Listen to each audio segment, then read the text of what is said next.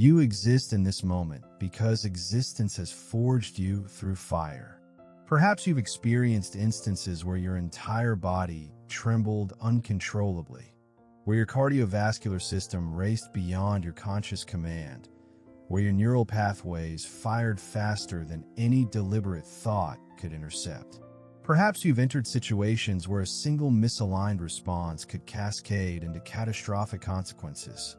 Relationships severed permanently, career trajectories demolished, reputation shattered beyond reconstruction, futures redirected into darkness. And somewhere in the deepest chambers of your consciousness, you recognized an undeniable truth.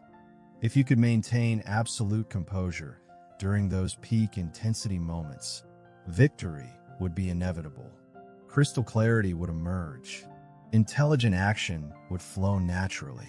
You would navigate through absolute chaos without allowing even a single particle of it to penetrate your psychological fortress. This comprehensive audiobook represents that evolved version of yourself, the iteration that refuses to fracture under gravitational pressure, the version that transmutes intensification into amplification. This transcends superficial pretense of tranquility. This concerns constructing an internal architecture so fundamentally stable that external pressure cannot generate even microscopic vibrations within its structure. The fundamental reality remains elegantly simple. Life will never cease its relentless testing. Human beings will perpetually challenge your boundaries. Circumstances will continuously examine your structural integrity. However, you possess the extraordinary capacity to architect a consciousness that responds with surgical precision instead of chaotic panic. You can engineer a state of composure that remains uncompromised even when the entire external reality fractures into fragments. High-pressure moments function as universal, truth-revealing mechanisms. They expose the authentic strength you've systematically constructed and simultaneously illuminate the vulnerabilities you've strategically avoided confronting. They demonstrate conclusively whether you command your emotional landscape or whether your emotions command your existence. The overwhelming majority of human beings collapse during these critical junctures, not because they lack inherent strength, but because no one ever transmitted the precise methodologies for maintaining mental equilibrium when the stakes reach their absolute peak. They default to instinctual patterns, fear-based responses, or deeply embedded historical behaviors. They attempt to outrun stress rather than achieving complete mastery over it. They hope desperately that pressure will spontaneously evaporate rather than developing the capacity to operate at optimal efficiency within its midst. But your presence here signals something fundamentally different. You seek the specific tools, the tactical approaches, the psychological weapons that maintain cognitive sharpness when existence becomes overwhelmingly heavy. You desire a level of composure that exists beyond the possibility of fracture, not because you systematically avoid challenging situations, but because you enter them with absolute dominion. You aspire to become the individual who articulates slowly when surrounding individuals rush frantically, who maintains crystalline thought processes when others freeze completely, who generates decisions emerging from stability rather than fear-based reactivity. The cost of lost composure. Direct your consciousness backward through your biographical timeline for a concentrated moment. Recall with vivid specificity the instances when you reacted with excessive velocity, the moments when verbal expressions escaped your control that you subsequently regretted with profound intensity, the times when panic seized control and actively worsened situations, the instances when you desperately wanted to maintain calm, but your emotional architecture grabbed the navigational controls. Contemplate those moments when external pressure systematically destroyed internal clarity. These moments manifested not because you lacked intellectual capacity, They materialized because your consciousness lacked the necessary structural framework to remain steady while pressure constructed itself around your existence. Calmness does not equal the absence of pressure. Calmness represents what you deliberately construct within yourself, so pressure cannot establish control over your decision-making apparatus. It functions as the invisible force multiplier that creates absolute separation between individuals who crumble and individuals who ascend.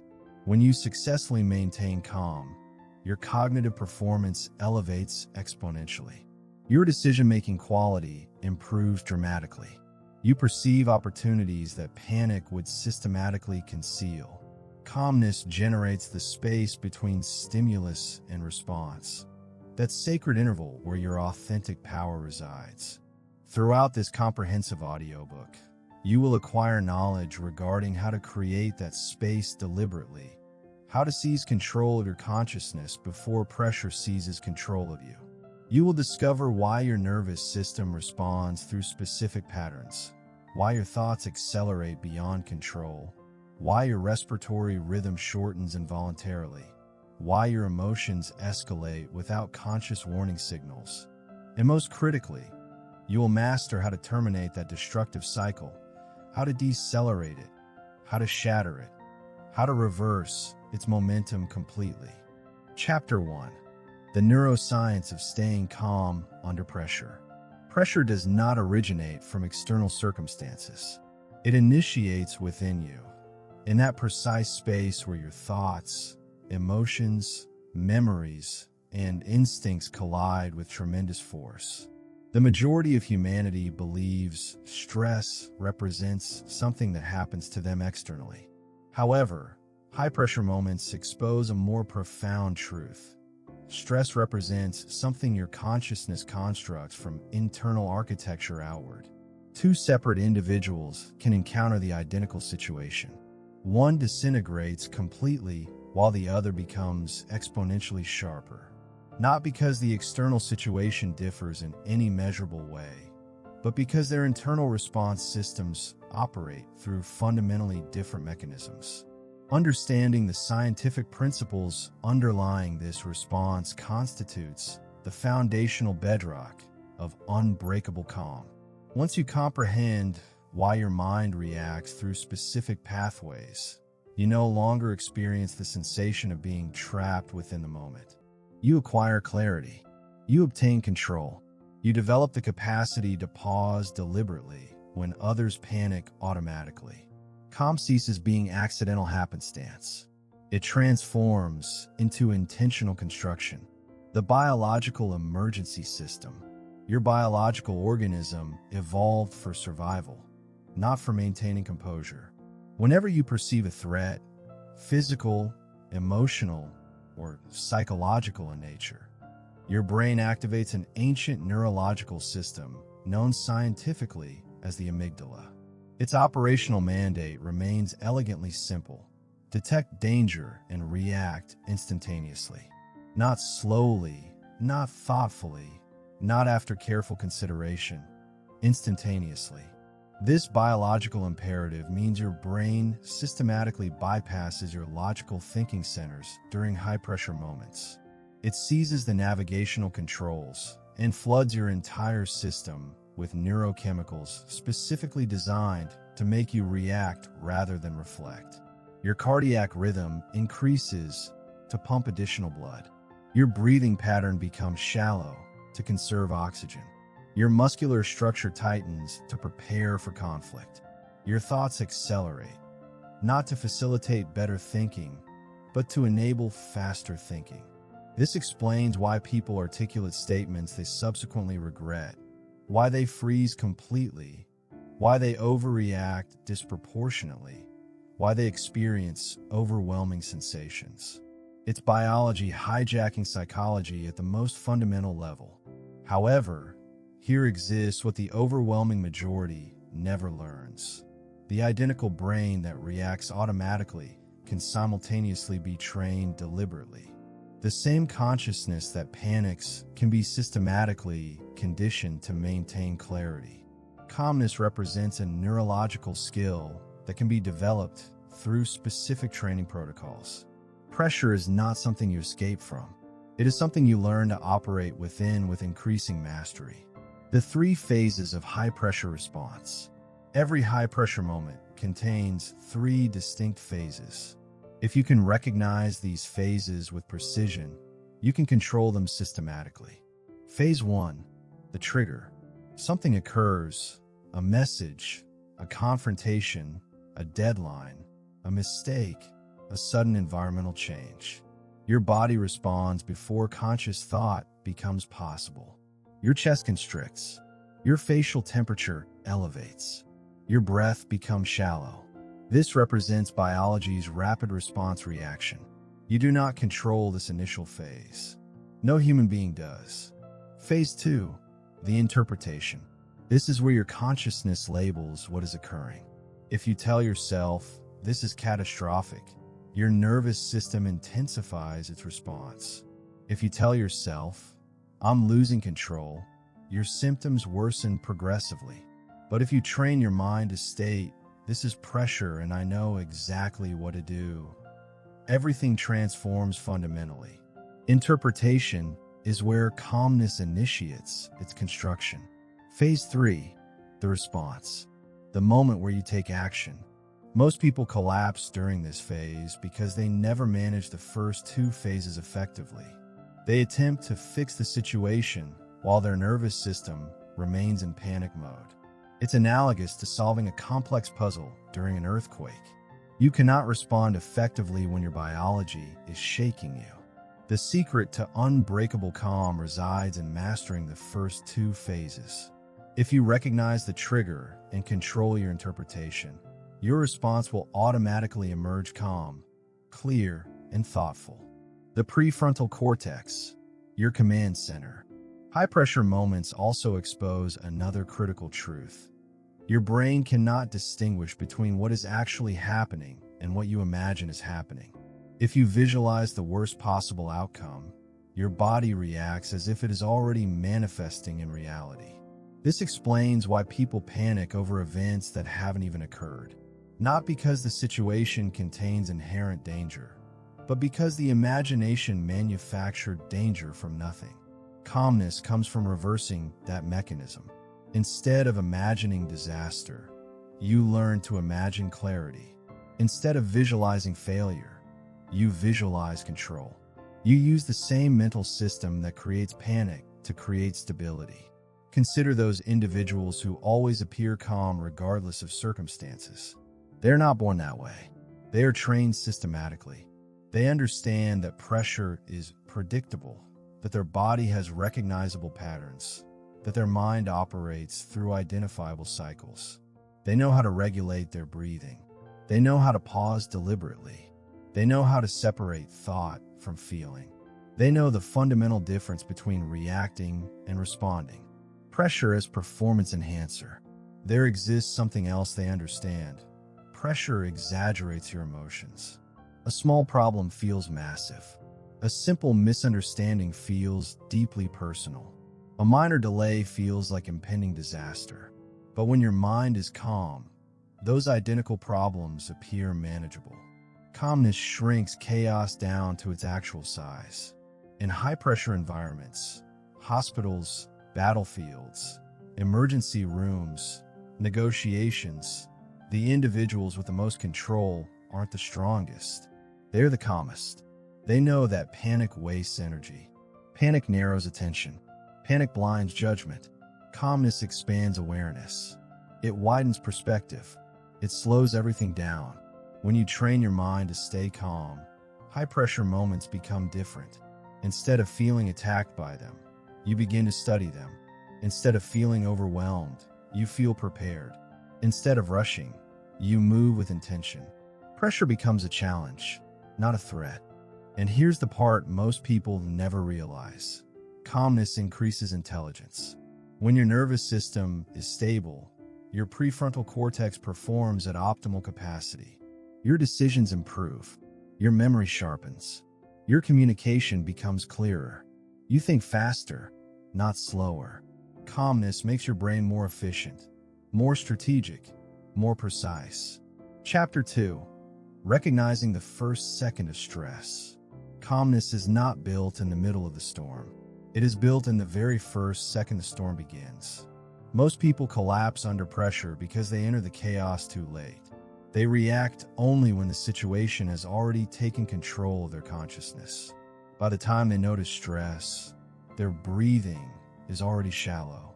Their thoughts are already accelerating. Their emotions are already loud. At that point, control becomes difficult. Not impossible, but difficult. The true power lies in recognizing the very first second. The moment stress is born inside you. Not the explosion, not the panic, not the reaction. The moment before all of that. The moment when your nervous system whispers before it screams. The moment where calmness can still be built if you know what to look for. The 4 categories of stress signals. Your body usually sends stress signals in 4 distinct categories. Once you learn to recognize these categories in real time, pressure no longer catches you by surprise. Category 1. Physical cues. These are the most immediate and the easiest to detect once you know how. A slight tightening in the throat, a shift in your breathing rhythm, a sudden heaviness in your arms or chest, a slight tremble in your hands, the way your jaw clenches without conscious permission. These changes happen instantly, sometimes within half a second of a stressful thought or event. Your body reacts before you speak, before you think, before you even fully feel the emotion. Category 2. Mental cues. These manifest as speed. Not productive speed, but chaotic speed. Your thoughts jump instead of flow. You start thinking in fragments instead of complete sentences. Your mind begins imagining outcomes instead of processing facts. You start predicting instead of observing. The world feels like it's moving faster, even though nothing around you has changed. This mental acceleration is one of the clearest signs that your internal calm is slipping. Category 3. Emotional cues. Pressure has a way of magnifying emotions instantly. A situation that should feel neutral suddenly feels personal. A simple comment feels like an attack. A small mistake feels like disaster. You notice irritation rising faster than normal. You feel defensiveness forming before you speak. These emotional shifts are not weakness. They are signs that your nervous system is preparing for conflict, even if no conflict exists. Category 4. Behavioral cues. These are the tiny actions you take without realizing. The way your foot taps, the way you start pacing, the way you speak faster, interrupt more, avoid eye contact, or lose patience.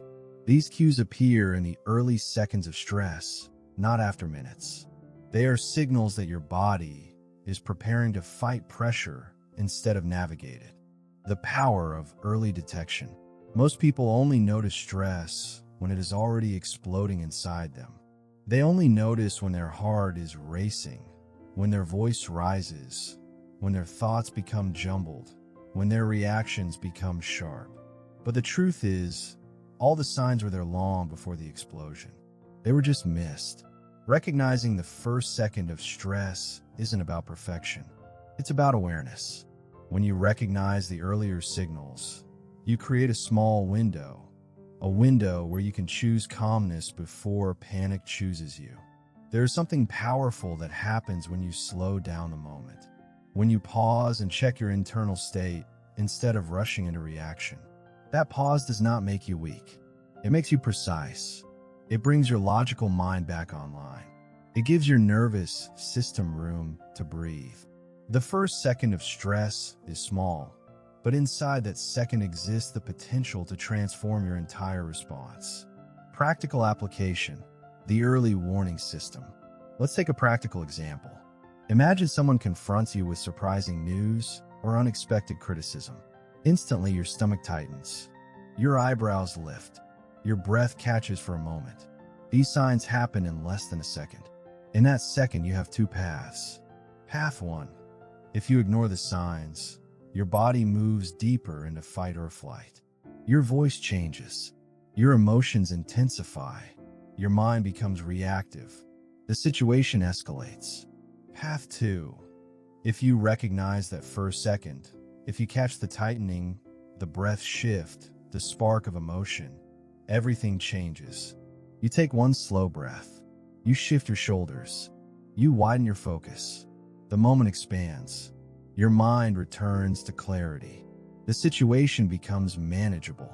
Recognizing stress early gives you the power to command the moment instead of being controlled by it. People who remain calm in difficult situations are not slower, colder, or detached.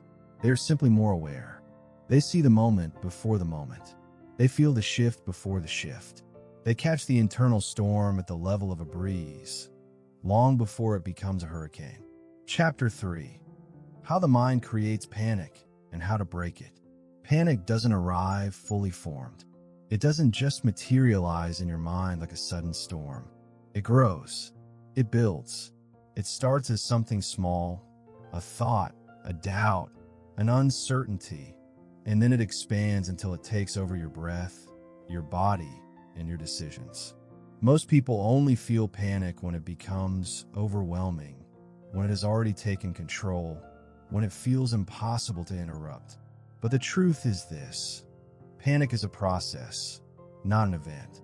And if you understand the process, you can break it before it breaks you. The 5 stages of panic construction. Your mind creates panic through 5 predictable stages. These stages happen fast, sometimes within seconds, but they always follow the same pattern. Once you understand these stages, you will see exactly where your mind goes wrong and where you can regain control. Stage 1. Perception. Something catches your attention.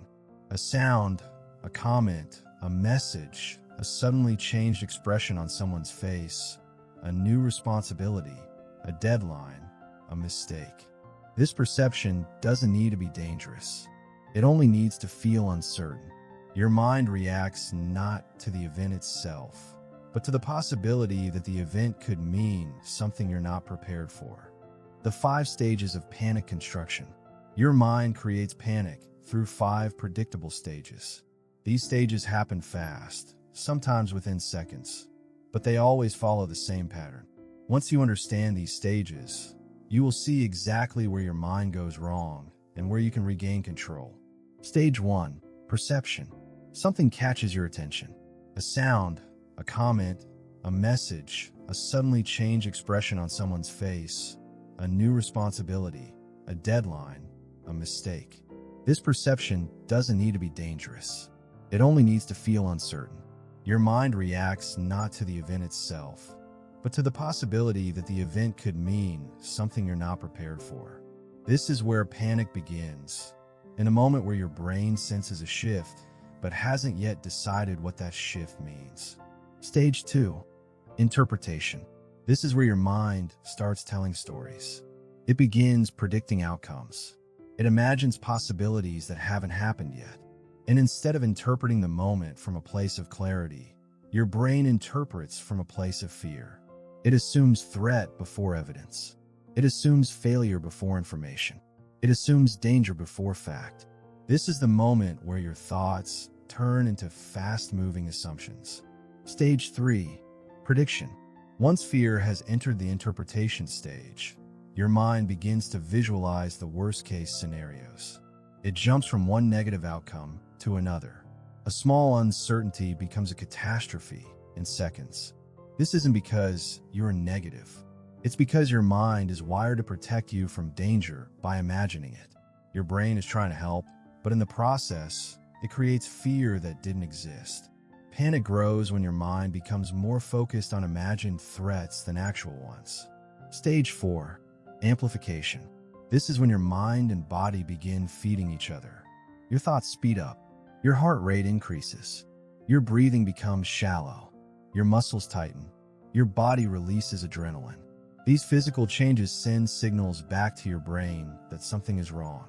And your brain responds by intensifying your fear even more. The loop becomes self-sustaining. Your mind scares your body. Your body scares your mind. Panic becomes a cycle. Stage 5. Reaction. This is the moment where panic fully takes over. You say things you didn't mean. You make choices you later regret. You withdraw, lash out, freeze, shut down, or rush into action without thinking. You lose clarity because the panic has reached its peak.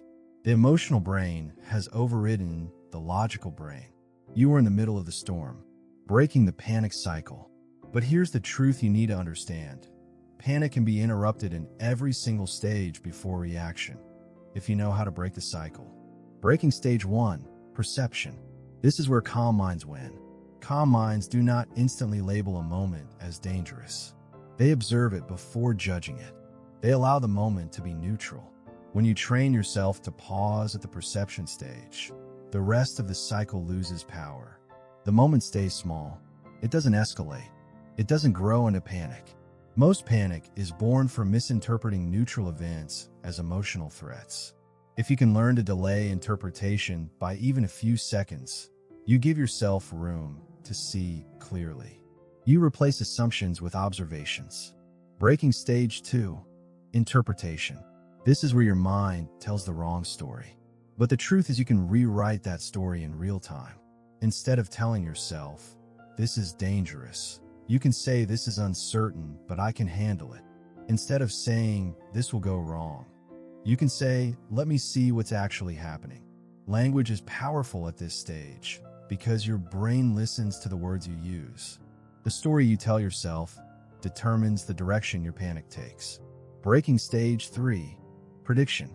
This is where the mind begins imagining everything that could go wrong. The way to break this stage is through grounding.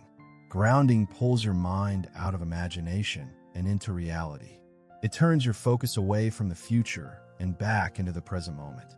One deep breath, one slow exhale, one conscious question, "What is actually happening right now?" can shatter the power of negative prediction. Breaking stage 4, amplification, where your body and mind feed each other. The key to breaking this stage is controlling one side of the loop, the physical side. When your breath slows, your heart rate follows. When your muscles relax, your brain receives signals of safety. When your body finds stillness, your mind finds clarity. This is why calmness begins in the body long before it shows up in the mind. By interrupting the physical symptoms, you weaken the emotional storm. Breaking stage 5, reaction. If you reach this stage without interruption, panic becomes difficult to stop. But even here, there is hope. You can still reduce the impact by creating space between feeling and action. A pause, even a small one, is powerful. A few seconds of silence, one slow breath, a single step backward. These small choices create an emotional buffer. They give your logic a chance to catch up. They prevent the panic from defining the entire moment. Chapter 4, Instant Grounding Techniques for Chaos. Calmness is not something you discover by accident in the middle of chaos. It is something you activate deliberately. It is something you reach for with precision. In high-pressure moments, your mind is searching for an anchor, something to hold, something to stabilize, something to bring you back into your body when your thoughts begin to scatter. Grounding is that anchor. It is the skill that prevents your emotions from overtaking your logic. It is the tool that stops your nervous system from spiraling into panic. The 10 grounding techniques. Technique 1, slow controlled breathing. Not ordinary breathing. There is a specific pattern your nervous system responds to instantly. A longer exhale than inhale. When you inhale, your body activates the sympathetic nervous system, the system responsible for alertness and readiness. But when you exhale slowly, deeply, and fully, you activate the parasympathetic nervous system, the system responsible for calmness and recovery. Most people breathe quickly under stress, which intensifies panic. But when you deliberately slow your exhale, you send a signal directly to your brain that the situation is safe. Here's the pattern. Inhale for 4 seconds. Exhale for 6. This simple shift pulls your body out of stress mode. It slows your heart rate. It reduces muscle tension. It clears mental fog. It grounds you in seconds, not minutes. Technique 2, the sensory reset. When panic rises, your attention shrinks. Your world becomes narrow. Your mind locks onto one fear. The sensory reset breaks this tunnel vision by forcing your brain to reconnect with your five senses. You can do this silently without anyone noticing. Identify 5 things you can see, 4 things you can touch, 3 things you can hear, 2 things you can smell, 1 thing you can taste. You don't need to complete every step in detail. Even recognizing 1 or 2 senses pulls your mind out of panic and into presence. This technique works because your brain cannot focus on sensory awareness and fear at the same time. Technique 3, the physical anchor. This is where you use your body to reclaim control. Place your feet firmly on the ground. Feel the pressure beneath your heels and toes. Straighten your posture. Relax your shoulders. Unclench your jaw. These small physical adjustments send signals to your brain that the environment is stable, not threatening. People underestimate posture, but it has a direct impact on emotional states. A collapsed posture increases stress signals. An upright posture sends calm through the nervous system. Your body tells your mind what to feel. Technique 4, name the moment method. When your thoughts begin to rush, name the sensation out loud or in your mind. For example, I am feeling pressure, or my thoughts are speeding up, or my chest feels tight.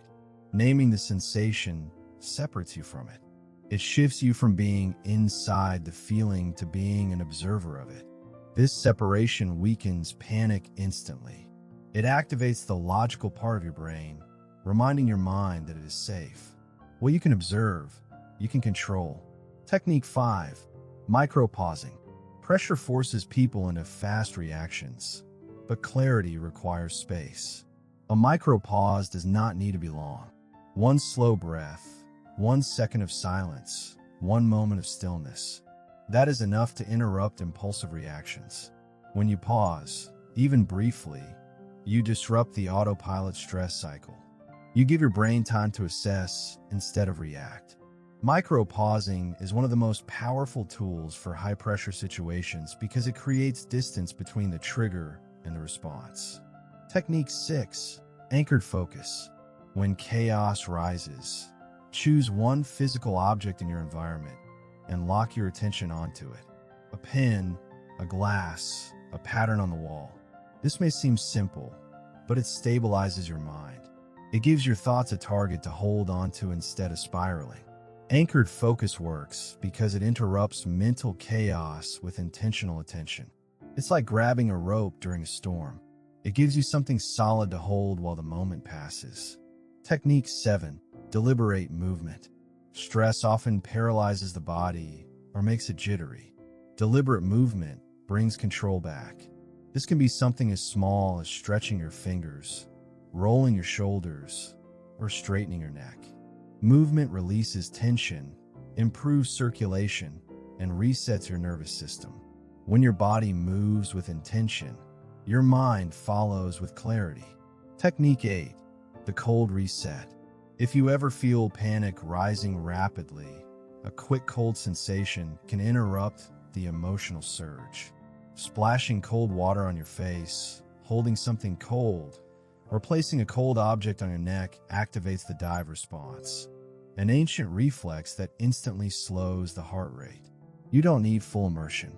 Even a small cold stimulus sends a powerful signal to your nervous system to calm down. Technique 9, fact-checking your fear. Panic grows because the mind exaggerates danger. Grounding is not only physical, it is mental. Ask yourself 1 question. What is real right now? Not what might happen. Not what you fear will happen. What is happening? This brings your mind back to facts instead of imagination. Facts are grounding. Imagination under stress is destabilizing.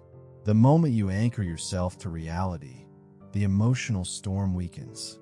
Technique 10, slow internal narration.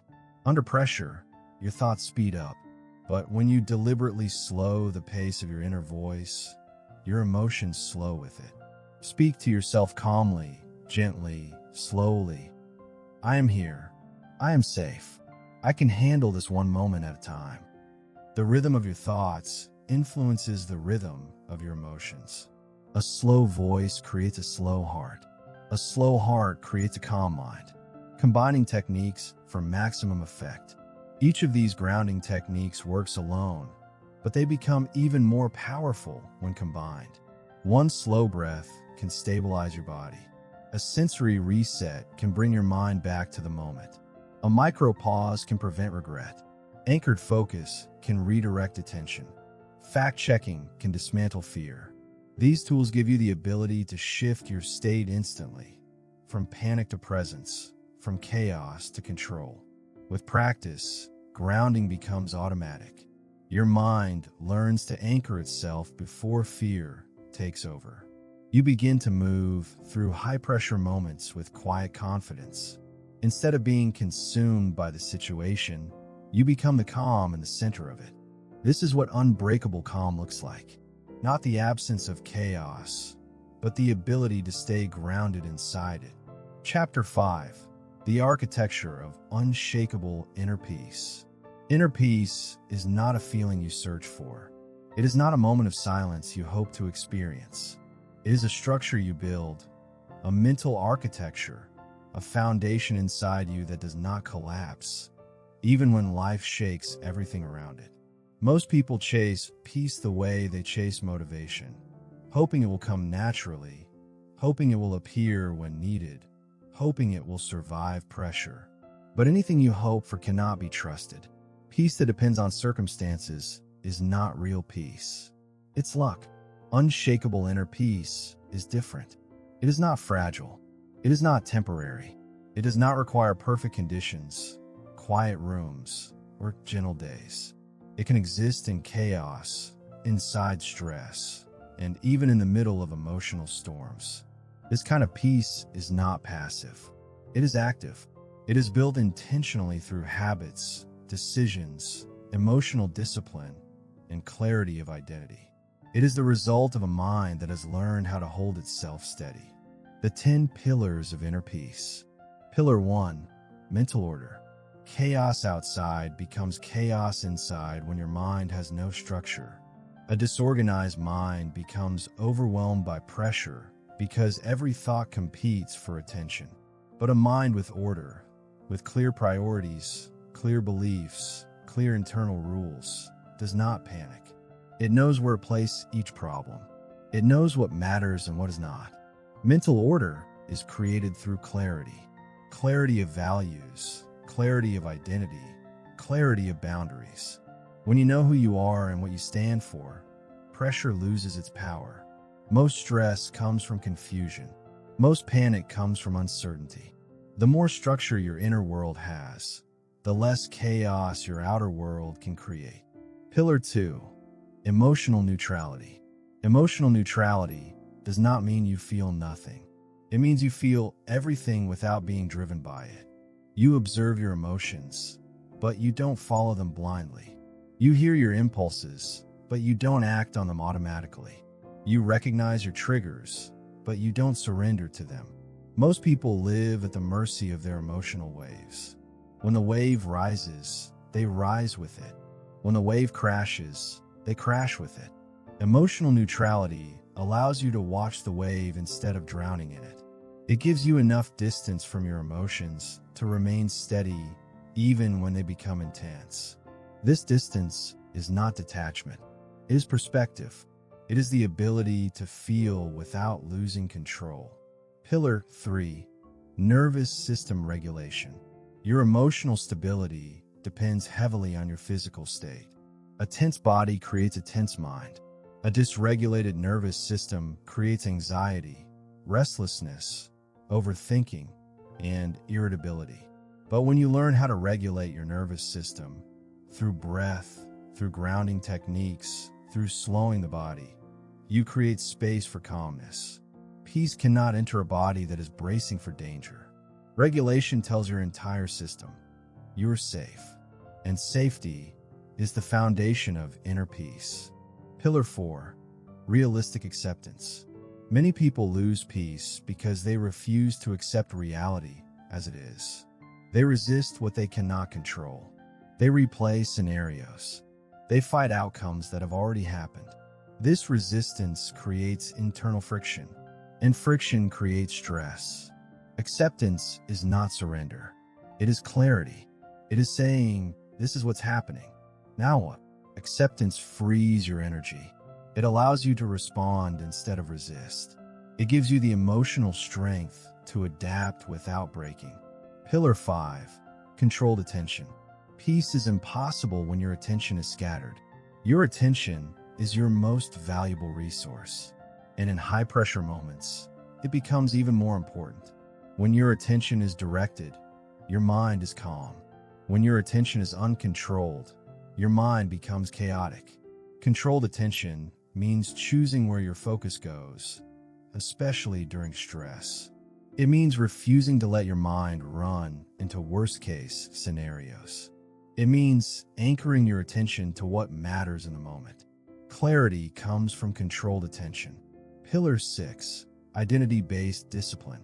Inner peace is not just emotional, it is behavioral. When your habits align with your identity, you feel stable. When your actions contradict your identity, you feel conflicted. This conflict destroys peace.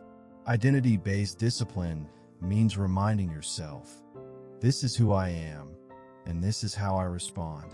It means building behaviors that reinforce your strength, not just when life is easy, but especially when life is hard. Pillar 7. Emotional boundaries. Peace is shattered easily when you absorb the emotions of others.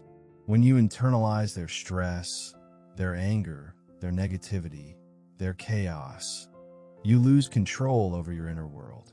Emotional boundaries protect your peace by reminding you that other people's reactions are not your responsibility. Their moods are not your burden. Their chaos is not your assignment. Peace grows when you stop carrying what does not belong to you. Pillar 8. Purpose. A mind without purpose becomes restless, anxious, and unstable. A mind with purpose has direction. Purpose gives meaning to challenge. It gives context to stress. It gives strength to endure pressure. Purpose is not about grand achievements. It is about understanding why you move, why you choose, why you endure. When your life has purpose, peace becomes easier to maintain because chaos loses its meaning. Chaos becomes part of the journey, not an obstacle to it. Pillar 9. Forgiveness, especially of yourself. Inner peace cannot grow in a mind full of self-judgment. When you carry regrets, mistakes, or old emotional wounds, they become weight. They become noise. They become barriers to peace. Forgiveness is not about erasing the past. It is about freeing yourself from its grip. Peace is impossible in a mind that punishes itself constantly. Forgiveness creates room for growth, clarity, and calm. Pillar 10. Emotional resilience. This is the ability to recover quickly from emotional hits. Life will test you again and again. Resilience allows you to bend without breaking. It allows you to endure pressure without losing yourself. Resilience doesn't mean avoiding pain. It means understanding that pain does not define you. It means knowing you can rebuild, redirect, and recover. Resilience makes peace possible even after difficult moments. Building your fortress. When you combine these pillars, mental order, emotional neutrality, nervous system regulation, acceptance, controlled attention, identity-based discipline, boundaries, purpose, forgiveness, and resilience, you build an internal architecture that does not collapse. You build a mind capable of remaining calm even when the world becomes chaotic. You build a peace that cannot be taken from you because it is not built from circumstances. It is built from strength. This is what unshakable inner peace looks like. Not the absence of storms, but the ability to remain standing inside them. Not the absence of pressure, but the ability to respond to it without losing clarity. Inner peace is the fortress you build so that life cannot destroy your balance. Chapter 6. How to slow down your thoughts on command. In high-pressure moments, the mind's greatest adversary is velocity. Not the speed of life, but the velocity of your thoughts. When your thoughts begin moving faster than you can process them, clarity evaporates. Decisions become emotional instead of strategic. You begin reacting to fear instead of responding to reality. Thought speed is the hidden force behind panic, overwhelm, overthinking, and emotional chaos. But here is the truth most people never learn. You can control the speed of your thoughts. You can slow them down deliberately, intentionally, and reliably, even in the middle of intense pressure. The two states of thinking. Your mind is capable of two distinct operational states. Narrow, fast thinking. This is instinctive, emotional, and reactive. It is the state your brain enters when it senses danger. It moves quickly, but it doesn't move deeply. This is System 1 thinking, automatic, pattern-based, survival-oriented. Wide, slow thinking. This is logical, calm, and reflective. It is where wisdom lives. It is where emotional control becomes possible. This is System 2 thinking, deliberate, analytical, and conscious. The shift between these states is not random. It can be trained. You have far more control over your thought speed than you realize. Thought speed is influenced by your breathing, your posture, your internal dialogue, your environment, and even the questions you ask yourself. When life becomes intense, your goal is not to stop thinking. Your goal is to slow thinking. The slower your thoughts become, the clearer your judgment becomes. The clearer your judgment becomes, the calmer your actions become. Calmness begins in the mind, and the mind begins with speed. Understanding thought acceleration. To understand how to slow your thoughts on command, you first need to understand how they accelerate. Thought speed increases when the brain shifts into survival mode. This happens when your nervous system detects uncertainty, pressure, or emotional threat. The amygdala fires. Adrenaline rises. Cortisol increases. Your brain begins scanning for danger. This scanning creates rapid-fire thoughts, fragments, predictions, fears, what-if scenarios, imagined outcomes. These thoughts are not organized. They are not helpful. They are simply the brain's attempt to protect you from the unknown. But when you consciously slow the mind, you shift power away from the emotional brain and give control back to the rational brain. This shift is what creates calmness. It is what allows you to think clearly when others collapse under stress. The 10 methods to slow thought speed. Method 1. Breath pacing. When your breathing is fast, your thoughts are fast. When your breathing is slow, your thoughts slow automatically. The mind follows the rhythm of the breath. This is not spiritual. It is biological. Your breath controls your heart rate. Your heart rate controls your nervous system. Your nervous system controls your thoughts. The moment you take a slow, deep breath and extend the exhale, your brain receives a clear message. The danger is not real. And when the brain no longer believes it is in danger, your thoughts slow down. Method 2. Breaking the thought chain. Overthinking and panic come from chain reactions. One thought triggers another, which triggers another, which triggers another. The chain grows longer and faster with each link. To slow your thoughts, you must break the chain. You break it by saying in your mind one simple sentence. Stop. One thought at a time. This interrupts the automatic flow and brings your attention back to the present. When you focus on one thought instead of 10, your mind immediately slows.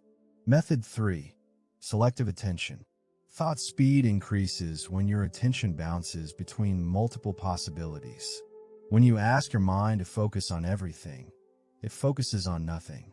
But when you choose one target, one task, one detail, one action, your mind shifts into a slower, more stable state. Selective attention is like giving your mind a single road to travel on instead of 10.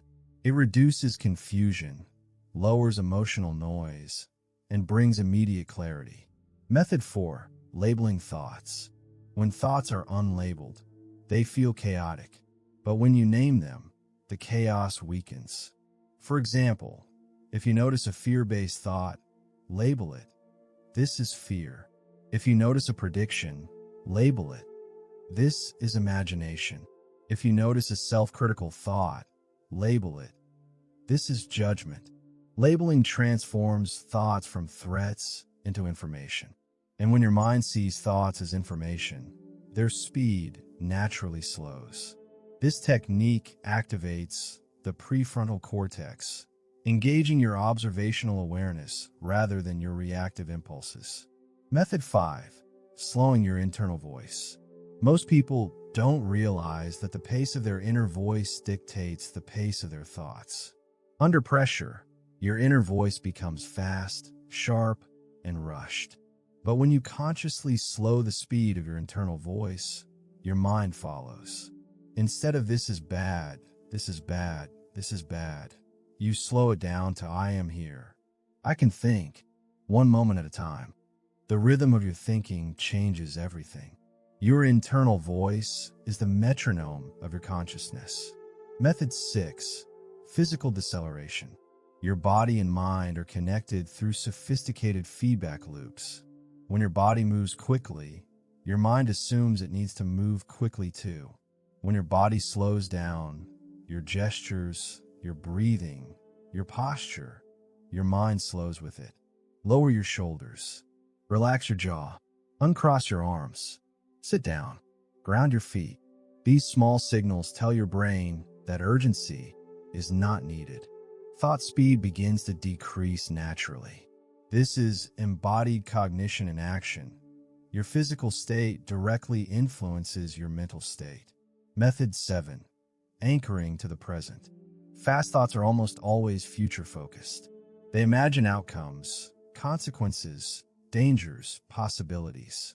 Slowing your thoughts requires pulling your mind back into what is directly in front of you. Ask yourself, what is happening right now in this exact moment? Not what might happen. Not what happened. What is happening? This pulls you out of fear and into clarity. The present moment has a natural slowing effect on thought velocity because it eliminates the need for prediction. Method 8. Sentence fragmentation. This is a technique used by experts in crisis management. When your thoughts move too fast, break them down into small, simple sentences. For example, I feel pressure. I am breathing. I am thinking clearly. I can handle this. Short sentences force your mind to slow. Long sentences allow it to run. Fragmentation gives structure to chaos. It creates natural pauses between thoughts, allowing each one to be processed before the next arrives. Method 9. Environmental freezing. Choose one physical point in your environment and stare at it for 3 seconds. A doorknob, a corner, a spot on the wall. This freezes your attention. It stops your brain from scanning for danger. When scanning stops, thought speed decreases. This technique is subtle, yet extremely powerful during high-stress conversations, arguments, or unexpected news. It creates a visual anchor that stabilizes your entire cognitive system. Method 10. Conscious repositioning. If you ever feel your mind sliding too fast, change your physical position. Stand if you're sitting. Sit if you're standing. Take one step to the side. This small movement resets your mental state. It breaks the psychological momentum of panic. It gives your brain a micro-transition, which slows thought flow. This technique leverages the concept of state-dependent cognition. Changing your physical state changes your mental state. The neurological foundation. Each of these methods teaches your mind one critical message. Speed is optional. Pressure does not force you to think fast. Stress does not force you to panic. There is always a choice. And the more you practice slowing your thoughts, the faster that choice becomes automatic. When you can slow your thoughts on command, you gain a new level of calmness. A calmness that cannot be shaken by external chaos. You stop getting pulled into emotional storms. You stop being controlled by imagined threats. You begin thinking in layers instead of spirals. You become the person who can pause, breathe, and choose your response at the exact moment others lose control. This is the foundation of unbreakable calm, a mind that moves at the speed you decide, not the speed fear demands. Chapter 7. Emotional control in high-stakes situations. High-pressure situations do not create your emotional patterns. They expose them. They reveal how much control you actually have over yourself when the stakes rise and your emotional system begins to react faster than your judgment. Anyone can remain composed when life is easy, but emotional control during high-stress moments is what separates those who collapse from those who lead, those who react from those who respond, those who get overwhelmed from those who stay unshakable. Emotional control is not about suppressing your feelings. Suppression is avoidance, and avoidance always backfires. Emotional control is about managing your feelings with precision, allowing them to exist without letting them dictate your behavior. It is the ability to experience pressure without letting pressure decide what you say, what you do, or how you think. Emotional control is emotional leadership, the role of emotions. To master emotional control during high-stakes moments, you must first understand that emotions have roles. Fear protects you. Anger alerts you. Sadness grounds you. Stress sharpens you. Even excitement, when too strong, can destabilize you. Each emotion has a purpose, but none of them should be in command. Emotional control means emotions are allowed in the room, but not allowed in the driver's seat. The 10 keys to emotional mastery. Key 1. Recognition. You cannot control a feeling you don't recognize. Emotional awareness is the beginning of emotional authority. Most people feel emotions only when they become overwhelming, when they have already taken over. But the early signs are always there. The shift in your breathing, the tightening of your chest, the narrowing of your focus, the sudden sense of urgency. Emotional recognition allows you to intervene early. It creates the space between stimulus and response that Viktor Frankl spoke of, the space where your freedom and power live. Key 2. Naming. When you name your emotion, this is anxiety, this is frustration, this is fear, you take away its power. Naming moves the feeling from the emotional part of the brain to the logical part. This process is called affect labeling, and neuroscience shows it reduces activity in the amygdala. The moment your emotion becomes a word, it loses its invisibility. What you can see, you can manage. Key 3. Distancing. This is where you separate yourself from the emotion instead of merging with it. You say, I am feeling pressure, instead of I am under pressure. The difference is subtle but powerful. One acknowledges the feeling, the other becomes the feeling. Emotional distancing gives you control by creating space between you and the sensation. This is cognitive diffusion, recognizing that thoughts and feelings are temporary events, not permanent truths. Key 4. Slowing the emotional momentum. Every emotion carries momentum. Anger wants speed. Fear wants retreat. Stress wants urgency. But momentum can be slowed. How? Through slowing your breath, slowing your speech, and slowing your movements. When your body slows, the emotional momentum weakens. Calmness gains influence. This is the principle of downregulation, deliberately reducing the intensity of your physiological arousal. Key 5. Questioning the emotion. Emotions are not facts. They are signals. When you question the emotion, why am I feeling this? Is this feeling accurate or exaggerated? What triggered this shift? You interrupt its automatic power. This questioning shifts your brain from reaction to analysis, allowing reason to return. You activate your metacognitive awareness, the ability to think about your thinking. Key 6. Redirecting attention. Emotions gain strength when they dominate your attention. Redirecting attention weakens emotional intensity. You shift your focus from the emotion to the situation, from the reaction to the solution, from the fear to the next step. Where attention goes, emotional energy follows. This is attentional deployment, one of the most effective emotion regulation strategies. Key 7. Anchoring to values. In high-pressure situations, emotions often try to override your principles. Anger tries to override patience. Fear tries to override courage. Stress tries to override clarity. Anchoring to your values, reminding yourself who you are and what you stand for, replaces emotional impulses with identity-driven choices. Your identity becomes the stabilizing force when emotions attempt to destabilize you. This is values-based action, where your behavior aligns with your deepest principles rather than your temporary feelings. Key 8. Physiological regulation. Your mind cannot become calm if your body believes it is in danger. Lower your shoulders. Relax your jaw. Slow your breathing. These physical cues tell your brain that danger is decreasing. When the brain receives signals of safety, mental pressure drops instantly. This is interoceptive awareness, conscious attention to your body's internal signals and the ability to modify them. Key 9. Creating emotional space. High-stakes situations compress your emotional world. Everything feels urgent, tight, immediate. Creating emotional space means deliberately expanding your awareness. You zoom out mentally, seeing the situation as one moment in a larger context. You remind yourself, this too shall pass. This is one moment. This does not define me. This perspective creates psychological distance from the intensity. Key 10. The observer perspective. Instead of experiencing the moment from inside your emotions, shift into the role of an observer. Ask yourself, if I were advising someone else in this situation, what would I tell them?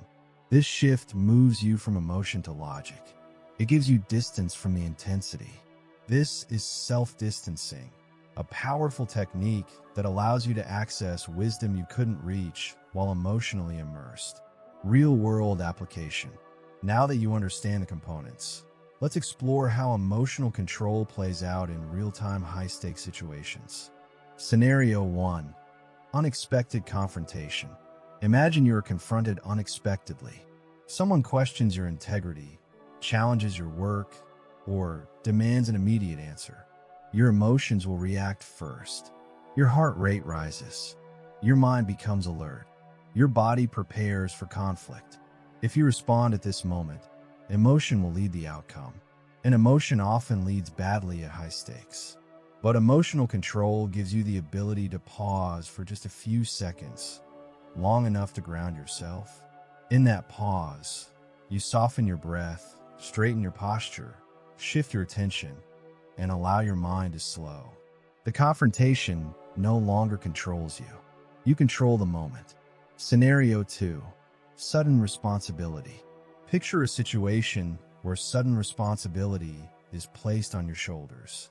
A mistake in your environment, a crisis that needs immediate action, a decision that must be made quickly. The emotional reaction will try to cloud your judgment. Fear will exaggerate the consequences. Stress will speed your thoughts.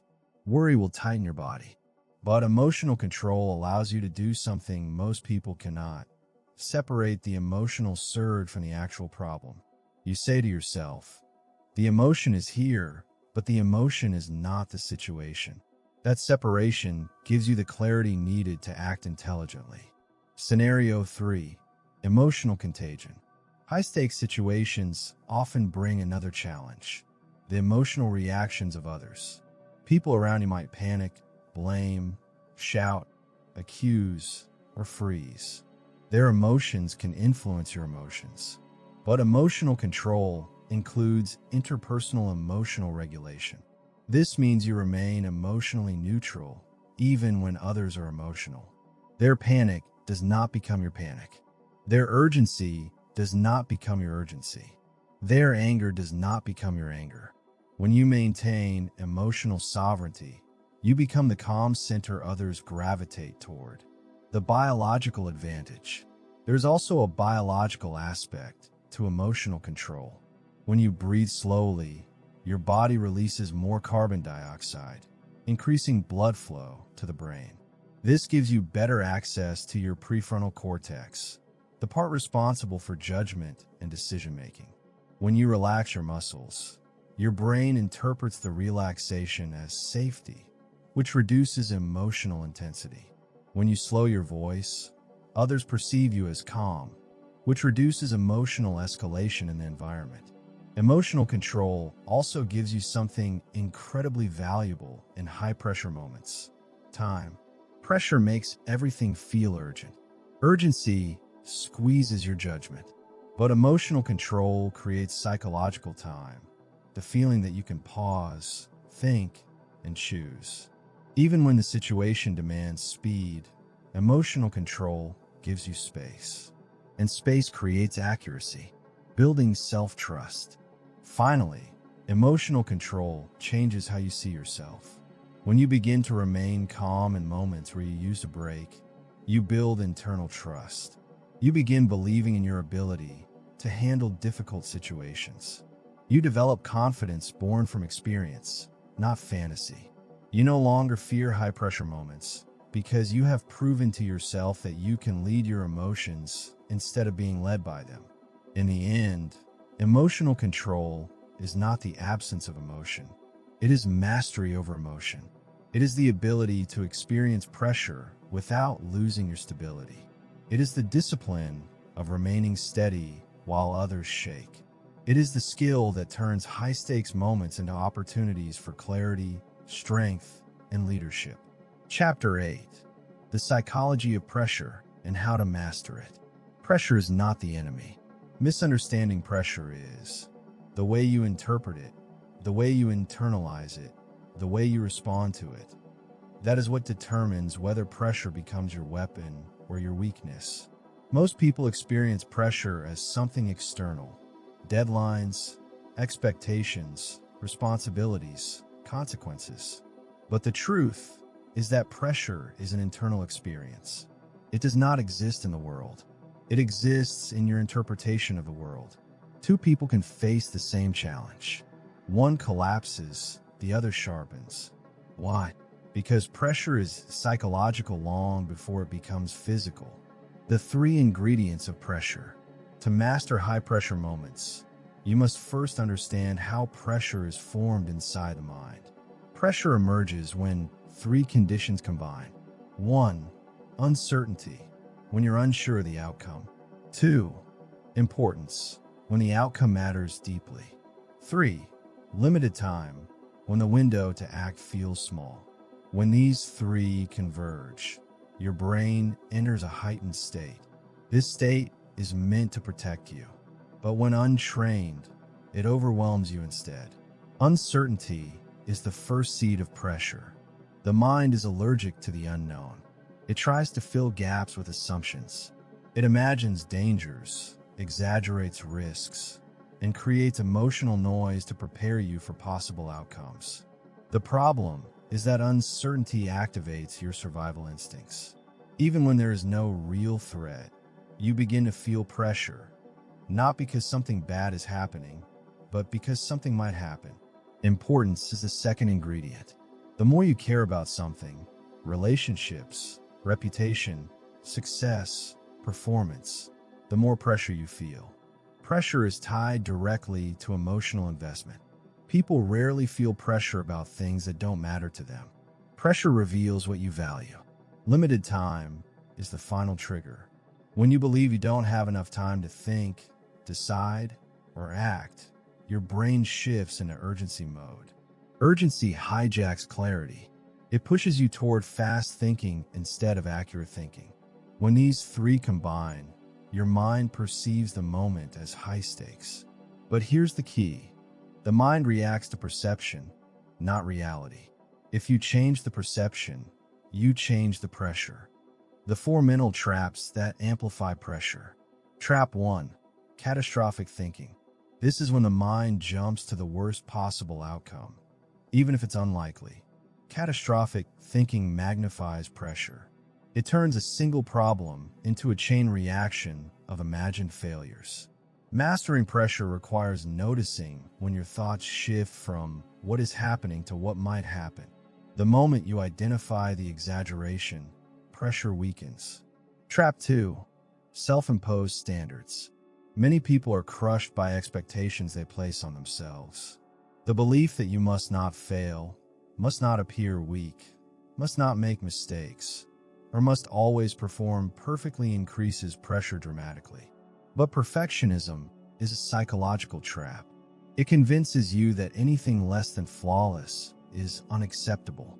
To master pressure, you must replace perfection with progress. Replace "I must not fail" with "I will respond intelligently no matter what happens." Trap 3. Identity fusion. Linking your identity to the outcome. When you believe that your worth, intelligence, or capability depends on a single moment, the pressure becomes unbearable. But the truth is, one moment cannot define you. Pressure decreases the moment you detach your identity from the result and focus instead on the process. This is the growth mindset in action, valuing effort and learning over outcomes. Trap 4. Social comparison. When you compare yourself to how others might perform, pressure increases. Comparison hijacks your attention and destroys your focus. Mastering pressure requires shifting the attention inward, onto your actions, your strengths, your strategy, not outward onto others. This is self-referenced excellence rather than other-referenced competition. The 7 strategies to master pressure. Strategy 1. Reframing the moment. Pressure grows when the mind labels a moment as dangerous. But if you reframe it as opportunity, challenge, or training, the emotional weight decreases. Instead of "this is too much for me," you tell yourself, "this is a test I can grow through." The brain believes the story you tell it. Reframing changes the emotional tone of the moment. This is cognitive reappraisal, one of the most effective emotion regulation strategies. Strategy 2. Creating internal space. Pressure compresses your mental world. It makes everything feel urgent, overwhelming, and tightly packed. Internal space is created through pausing, even for one breath. That pause expands your awareness. It slows time psychologically. It gives you a moment to choose your response instead of reacting automatically. Pressure thrives in speed. Calmness thrives in space. Strategy 3. Breaking the moment into segments. When the brain faces a large challenge, it panics. But when you divide the challenge into small, manageable steps, the emotional intensity drops. Instead of thinking about an entire conversation, focus on the next sentence. Instead of thinking about the entire situation, focus on the next action. Small steps reduce psychological weight. This is chunking, breaking complex information into manageable pieces. Strategy 4. Identity anchoring. When pressure rises, remind yourself who you are. I have handled difficult moments before. I think better than my emotions. I don't break under pressure. Anchoring to your strengths activates your prefrontal cortex, the logical part of the brain, and weakens emotional intensity. This is self-affirmation, which research shows can buffer against stress and improve performance. Strategy 5. Physiological regulation. Your mind cannot become calm if your body believes it is in danger. Lower your shoulders. Relax your jaw. Slow your breathing. These physical cues tell your brain that danger is decreasing. When the brain receives signals of safety, mental pressure drops instantly. This is the mind-body connection in its most practical form. Strategy 6. Detaching from the outcome. Pressure becomes overwhelming when your mind obsesses over results. But focusing on results during pressure is counterproductive. The key is to detach emotionally and return to the process. Focus on what you can control in the moment, not what you fear might happen. This is process orientation, emphasizing actions over outcomes, which paradoxically improves both performance and well-being. Strategy 7. Mental role shifting. Instead of experiencing the moment from inside your emotions, shift into the role of an observer. Ask yourself, if I were advising someone else in this situation, what would I tell them? This shift moves you from emotion to logic. It gives you distance from the intensity. This is Solomon's paradox, the phenomenon where people give better advice to others than they give themselves because emotional distance improves judgment. The predictability of pressure. Another powerful element of mastering pressure is understanding that pressure is predictable. It appears in patterns, before big decisions, during conflicts, in moments of uncertainty, when stakes rise suddenly. When you can predict pressure, you can prepare for it. And when you prepare for it, pressure loses its ability to overwhelm you. Consider how professionals handle pressure. Surgeons, pilots, negotiators, first responders. Their environments are filled with high stakes and little room for error. Yet they remain calm, not because they don't feel pressure, but because they're trained and navigated.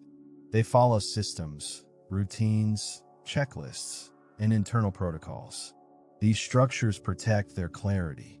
They allow them to remain in control even when situations escalate. Creating your internal protocol.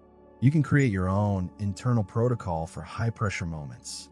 Something simple like pause, breathe, assess, act, or slow, observe, decide. These internal protocols create consistency.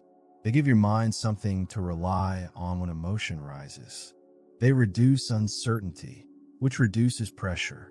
Mastering pressure also requires strengthening your mental baseline, the level of calmness you maintain daily. The calmer you are in everyday life, the more stable you remain in high-pressure moments. Calmness is not only something you use during stress, it is something you cultivate when things are peaceful. A strong baseline makes pressure feel lighter. The transformation. In the end, mastering pressure is about mastering perception, managing emotion, regulating the body, and maintaining clarity. It is about understanding that pressure is a mental construction, and anything constructed can be deconstructed. Anything created by the mind can be controlled by the mind. When you learn to master pressure, you move through life differently. You no longer fear intense moments. You no longer avoid responsibility. You no longer collapse under uncertainty. You become the person who remains centered, composed, and clear, even when the world is unstable. Pressure stops being something that overwhelms you. It becomes something that strengthens you. Chapter 9. Tactical breathing that reprograms the nervous system. Calmness begins in the body long before it appears in the mind. When pressure rises, your nervous system reacts instantly. Your heart rate climbs, your breathing becomes shallow, your muscles tighten, and your thoughts accelerate.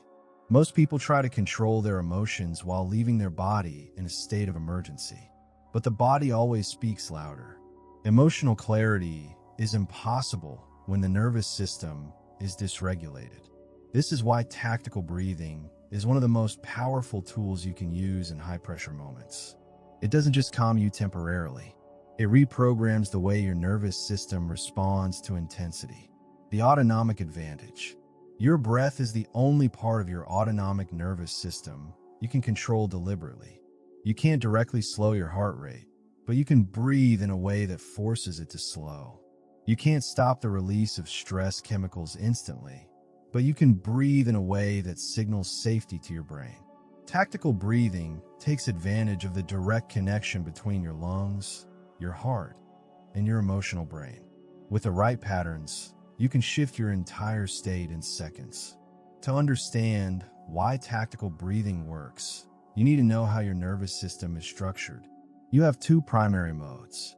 The sympathetic nervous system handles stress, urgency, and reaction, your fight or flight response. The parasympathetic nervous system handles calmness, recovery, and clarity, your rest and digest response. Under pressure, your sympathetic system takes over. Tactical breathing activates the parasympathetic system, pulling you out of survival mode and into control. It is the switch that turns panic into presence. The foundation. The exhale. Let's begin with the most foundational element, the exhale. The length of your exhale determines your emotional state. When you exhale slowly and fully, your vagus nerve activates, which sends a signal of safety throughout your body. Your heart rate drops, your muscles loosen, your thoughts slow. This is why every tactical breathing technique emphasizes the exhale. It is the doorway into calmness. The vagus nerve is the longest cranial nerve in your body, running from your brainstem to your abdomen. It's the main component of the parasympathetic nervous system, and it responds directly to your breathing patterns, particularly long, slow exhalations. The 7 tactical breathing methods. Method 1. 4-6 breathing. Inhale for 4 seconds. Exhale for 6 seconds. This is the simplest and most reliable tactical pattern. The longer exhale activates the parasympathetic response. Within 30 to 60 seconds, your nervous system begins to shift. Your heart rate slows. Your attention sharpens. Your emotional intensity decreases. You regain access to your logical thinking. This technique is ideal for moments when stress hits suddenly, during conflict, before difficult conversations, or when unexpected news arrives. It's portable, invisible, and immediately effective. Method 2. Box breathing. A method used by elite performers, soldiers, and crisis managers. Box breathing follows a 4-part rhythm. Inhale for 4 seconds. Hold for 4 seconds. Exhale for 4 seconds. Hold for 4 seconds. This pattern stabilizes your respiratory system and increases oxygen efficiency. But more importantly, it forces your mind to focus on the cycle instead of the stress. It creates rhythm. Rhythm creates stability. Stability creates calmness. Box breathing is powerful for situations that require precision, public speaking, negotiations, or decision-making under pressure. Navy SEALs use this technique to maintain composure in life-threatening situations. Method 3. Coherent breathing. Slow, steady breathing at a rate of 5 to 6 breaths per minute. This pattern synchronizes your heart and breath, creating what scientists call heart rate variability coherence. When your heart and breath are in sync, your nervous system becomes more resilient. Your emotional reactions soften. Your mind becomes clearer. Coherent breathing is not just a stress technique. It is a long-term training tool that builds a stronger baseline of calmness over time. Research shows that coherent breathing activates the baroreflex, which regulates blood pressure and heart rate, creating a state of optimal physiological functioning. Method 4. Double inhale, long exhale, physiological sigh. You take 2 quick inhales, one regular, one sharp and short, followed by a long, slow exhale. This pattern deflates the lungs fully, removing carbon dioxide buildup and instantly lowering stress signals. It is one of the fastest methods to reduce emotional intensity. This technique leverages the fact that your lungs contain millions of tiny air sacs called alveoli.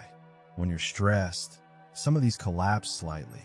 The double inhale reinflates them, and the long exhale activates the calming response.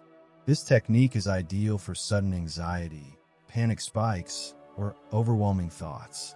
Stanford neuroscientist Andrew Huberman calls this the fastest way to reduce stress in real time. Method 5. Paced breathing with grounding. Combining slow breathing with physical awareness. You inhale deeply, exhale slowly, and during the exhale, you direct your focus to specific parts of your body. Your feet on the ground, your shoulders relaxing, your jaw unclenching. This combination tells your brain that the environment is safe. When the body grounds, the mind follows. This is interoceptive conditioning, training your awareness of internal bodily sensations to regulate your emotional state. Method 6. Ratio breathing. Adjusting your inhale and exhale ratio depending on your emotional state. If you're panicking, increase the length of your exhale 1 to 2 ratio. Breathe in for 4, out for 8. If you're lethargic or overwhelmed, slightly lengthen your inhale, 1 to 1 ratio, or even 2 to 1 ratio for energizing. Ratio breathing gives you flexible control over your emotional state. You can energize yourself or calm yourself based on your needs. It teaches you to command your state instead of being trapped inside it. Method 7.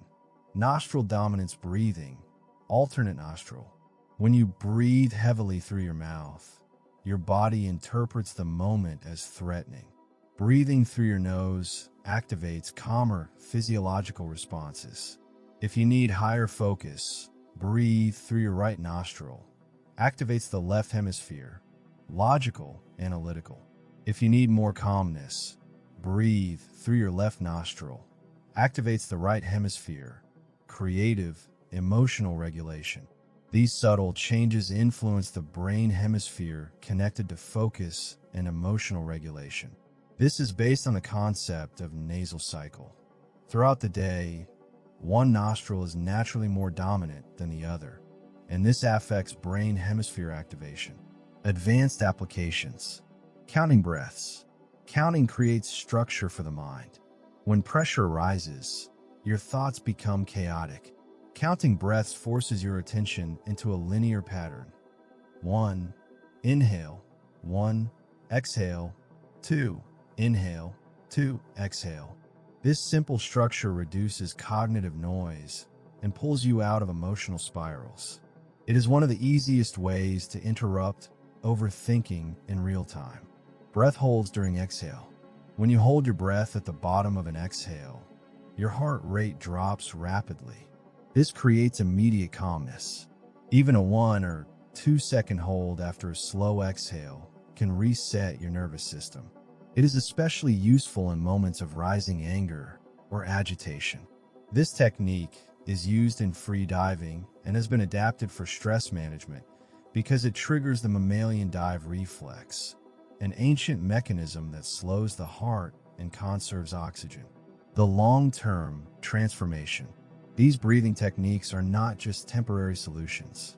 When practiced consistently, they retrain your entire emotional system. Your baseline calmness grows stronger. Your sensitivity to stress decreases. Your recovery from emotional spikes becomes faster. Your ability to remain stable in intense moments becomes automatic. Breathing is the gateway to self-command. When you can control your breath, you can control your body. When you control your body, you control your emotions. When you control your emotions, you control the moment. This is why tactical breathing is not a soft skill. It is the foundation of mental strength in high-pressure environments. In the middle of chaos, the breath is your anchor, your weapon, and your strategy. It gives you the ability to shift from fear to clarity, from urgency to control, from overwhelm to precision. This is neurobiology meeting practical wisdom. Ancient techniques validated by modern science, available to you in every moment. Chapter 10. Turning fear into focus. Fear is not your enemy. Fear is a signal, a message, a doorway into the exact growth you've been avoiding. Every person who has ever achieved anything meaningful has felt fear in their chest, in their breath, in their thoughts, in the quiet places of their mind where doubts whisper louder than confidence. But the difference between the people who rise and the people who break is not the absence of fear. It's the decision to transform fear into fuel. And right now, as you listen to this, I want you to imagine something powerful. Your fear is not trying to stop you. It is trying to alert you that something important is ahead, something meaningful, something that matters enough to create pressure inside your body. This chapter is the moment you stop running from fear and start using it as a weapon sharper than motivation, stronger than excitement, and more reliable than confidence. Every high-pressure moment in your life carries fear within it. Before the big decisions, before the life-changing conversations, before stepping into new environments, before choosing the path that challenges you instead of the path that comforts you. Fear is there. And if you've ever wondered why fear hits harder when the moment matters more, it's because fear is biologically designed to sharpen you, not weaken you. When your heart beats faster, it means your body is pumping oxygen and energy to your brain and muscles. When your breath shortens, it means your system is preparing to respond quickly. When your stomach feels tight, it means your mind is hyper-aware, scanning for possibilities.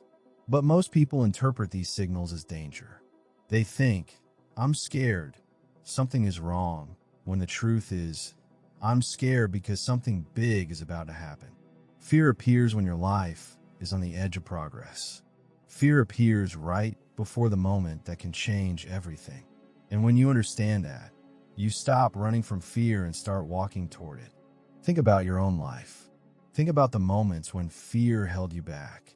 Times when you wanted to speak up but stayed silent. Times when you wanted to start something but waited until later. Times when you wanted to show your talent but hid it behind excuses. Fear didn't stop you because it was strong. Fear stopped you because you misunderstood its purpose. Fear is not a wall. Fear is a compass.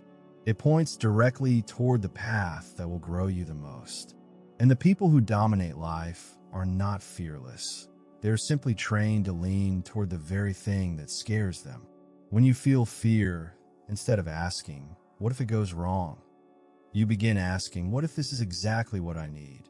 That simple shift is how fear becomes focus. Imagine fear like a wild horse. Untrained, it runs in every direction, dragging you with it, causing chaos. But once you learn to control it, that same wild energy becomes power. Fast, strong, and unstoppable. When fear is untamed, it becomes panic. When fear is trained, it becomes focus. Think of soldiers, athletes, performers, leaders. They all feel fear, but they've learned to direct it like a laser. Fear brings intensity. It brings awareness. It brings presence. In fact, fear brings more focus than calm ever could. When you step into a moment that matters and fear spikes inside you, that is a gift. Your body is giving you heightened clarity. Your mind is sharpening its edges. You are becoming more alive, more alert, more ready. But only if you choose to direct that energy. Most people don't know how to convert fear into focus because they do one thing immediately. They try to escape it. They avoid the situation. They distract themselves. They talk themselves out of action. And the moment they do that, the fear grows bigger, stronger, wider. Avoided fear multiplies. Faced fear dissolves. The human mind has a powerful response. The longer you avoid something, the more intimidating it becomes. But when you step toward it, even slowly, the fear loses its size. It begins to shrink because your brain learns the truth. This is not danger. This is growth. Let me talk to you directly, as if this book is sitting beside you. You have dreams inside you that you haven't stepped into yet because fear has made them feel impossible. You have abilities you haven't expressed fully because fear has convinced you to stay safe. You have potential inside you that fear has kept dormant. But today, the old pattern ends. Fear will no longer be a reason you stop. Fear will become a reason you begin.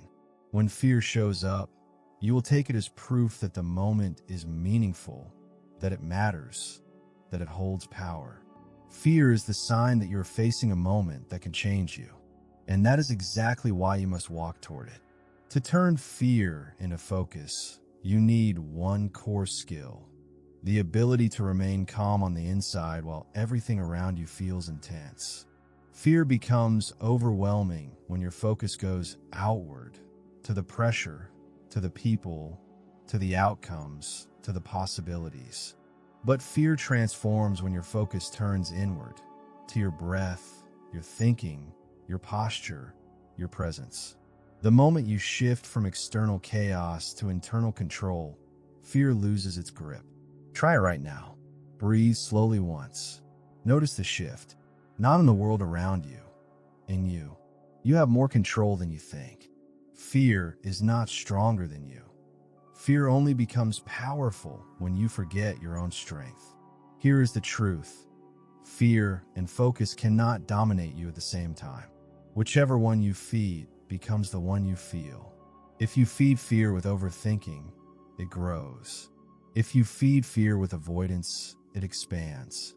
But if you feed focus with breath, attention, clarity, and purpose, fear fades into the background. It doesn't disappear, but becomes quiet. And when fear becomes quiet, your mind becomes sharp. In the biggest moments of your life, the ones that shape your future, fear will always appear first. But focus must be what you choose next. Fear is a reaction. Focus is a decision. And the more you practice choosing focus, the easier it becomes. High-pressure moments test you. Yes, but they also train you. They teach you the skill of staying composed when everyone else panics. They teach you to turn intensity into clarity. They teach you to move with precision when most people freeze. Every high-pressure moment is giving you a chance to sharpen your mind, strengthen your discipline, and build a level of mental toughness that most people never reach. Fear will try to convince you that you're not ready, but focus tells you something else. Focus tells you that readiness is a myth. Action creates readiness. Fear says, wait until you feel confident. Focus says, start, even if you feel uncertain. Fear says, what if you fail? Focus says, what if this is the moment everything changes? Fear imagines the worst. Focus imagines the best. Fear holds you back. Focus pulls you forward. And every time you choose focus over fear, you become stronger than you were yesterday. I want you to imagine your future self, the version of you who has already achieved what you're chasing. That future version of you did not get there by being fearless. They got there by being focused. They felt fear but acted anyway. They stepped forward even when their voice shook. They moved even when uncertainty surrounded them. They realized something powerful. Courage is not the absence of fear. Courage is the decision that something is more important than fear. And for you, right now, your growth is more important than your fear. Your future is more important than your fear. Your destiny is more important than your fear. So let this chapter speak directly to your mind. The fear you feel is not blocking you. It is pointing you toward exactly what you must do. And when you walk toward fear, you walk toward strength. When you embrace fear, you activate a level of focus that most people never experience. When you stop avoiding fear, your entire identity begins to transform. You start seeing opportunities instead of threats. You start feeling challenge instead of danger. You start hearing possibility instead of doubt. You become the kind of person who doesn't run from intensity. You rise inside it. You are capable of more than you think. You have more resilience than you've ever used. You have more mental strength than you've ever tapped into. And fear is the doorway to unlocking all of it. Every time fear appears from now on, tell yourself, this is energy. This is focus. This is my mind sharpening. This is my body preparing. I'm ready. Because the truth is, you are ready. You've always been ready. Fear was simply waiting for you to realize it. This is your turning point. This is the moment you stop letting fear control your actions and start letting it concentrate your power. From today forward, you will treat fear as a signal, not a stop sign. You will treat fear as intensity, not danger. You will treat fear as the beginning of focus, not the end of confidence. You will walk into high-pressure moments with a calm mind, sharp eyes, steady breath, and an inner voice that says, I don't avoid fear. I use it. Fear is energy. Focus is direction. When you combine the two, you become unstoppable. Chapter 11. Mental clarity when everything goes wrong. When everything goes wrong, your mind becomes the battlefield where your future is decided. In those moments when life feels like it's collapsing, when every plan breaks, when every direction becomes blurry, when pressure tightens around your thoughts and things spiral out of control, the world doesn't pause for you. It doesn't slow down. It doesn't offer you a soft place to land. Instead, it pushes harder. It demands decisions. It demands action. It demands strength. And that is exactly why this chapter exists. Because when everything goes wrong, most people fall apart. But the rare few become sharper, calmer, and more powerful than they've ever been. Mental clarity is not something you use only when life is peaceful.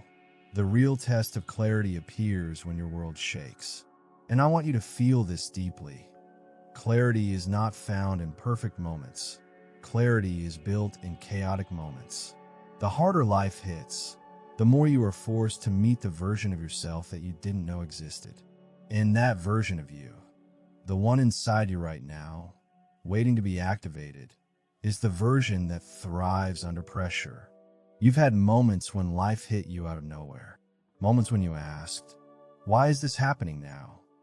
Moments when you felt like you were drowning in responsibility, confusion, or failure.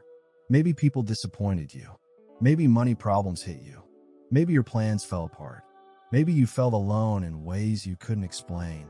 And in those moments, your mind became loud, too loud. Thoughts collided with each other. Fear whispered lies. Doubt took over. And the feeling of losing control became heavy. But here's something most people never realize. The moment you think you're breaking is actually the moment your brain is searching for a path. Chaos doesn't mean you've lost. Chaos means you are in transition. Chaos means something old is ending, and something new is trying to begin. And the only thing you need to navigate that transition is clarity. Clarity of thought, clarity of emotion, clarity of intention, clarity of direction. Life will never be free from problems. Problems are not interruptions. Problems are part of the path. And when you understand that, everything changes. You stop asking, why is this happening? And you start asking, what is this teaching me? You stop saying, I can't handle this. And you start saying, this is preparing me. You stop trying to avoid difficulty, and you start using difficulty to sharpen your mind. The truth is simple. The more life tests you, the more mentally clear you are capable of becoming. But clarity doesn't come from wishing things were easier. Clarity comes from taking control of your inner world while the outer world feels uncontrollable. When everything goes wrong, your first task is not to fix the world around you, but to stabilize the world inside you. Your breath, your posture, your tone, your focus, these become your tools. When your emotions rise, your thoughts become blurry, like trying to see through fog. But the moment you slow your breathing, the fog begins to lift. The moment you sit upright, your brain interprets it as strength. The moment you say to yourself, I'm still in control, your mind organizes itself. Your body responds to your thoughts, and your thoughts respond to your body.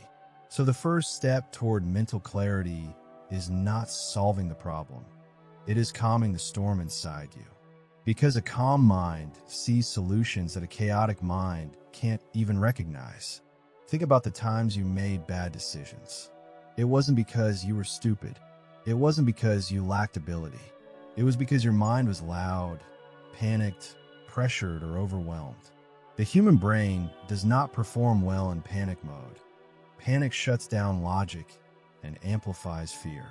But clarity does the opposite. Clarity opens up mental space.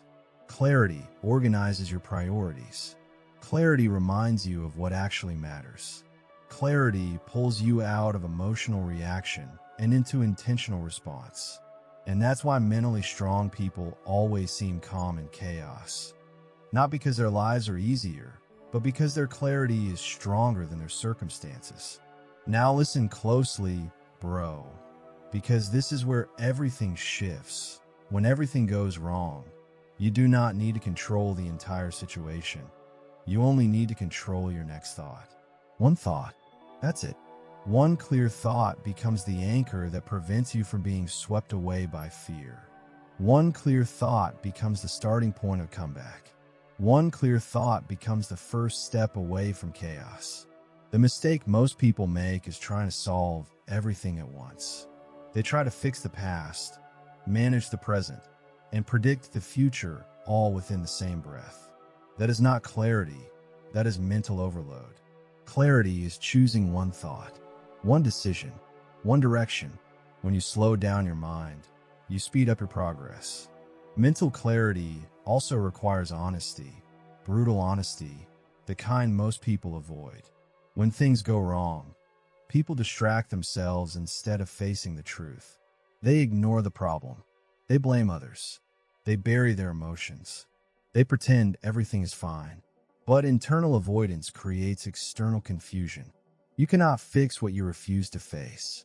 So clarity begins with looking at your situation directly, without denial, without exaggeration, without fear.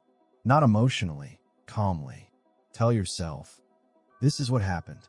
This is where I am. This is what I can do next.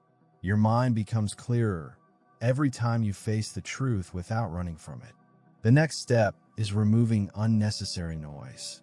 Every stressful moment contains two problems: the real problem and the imagined problem.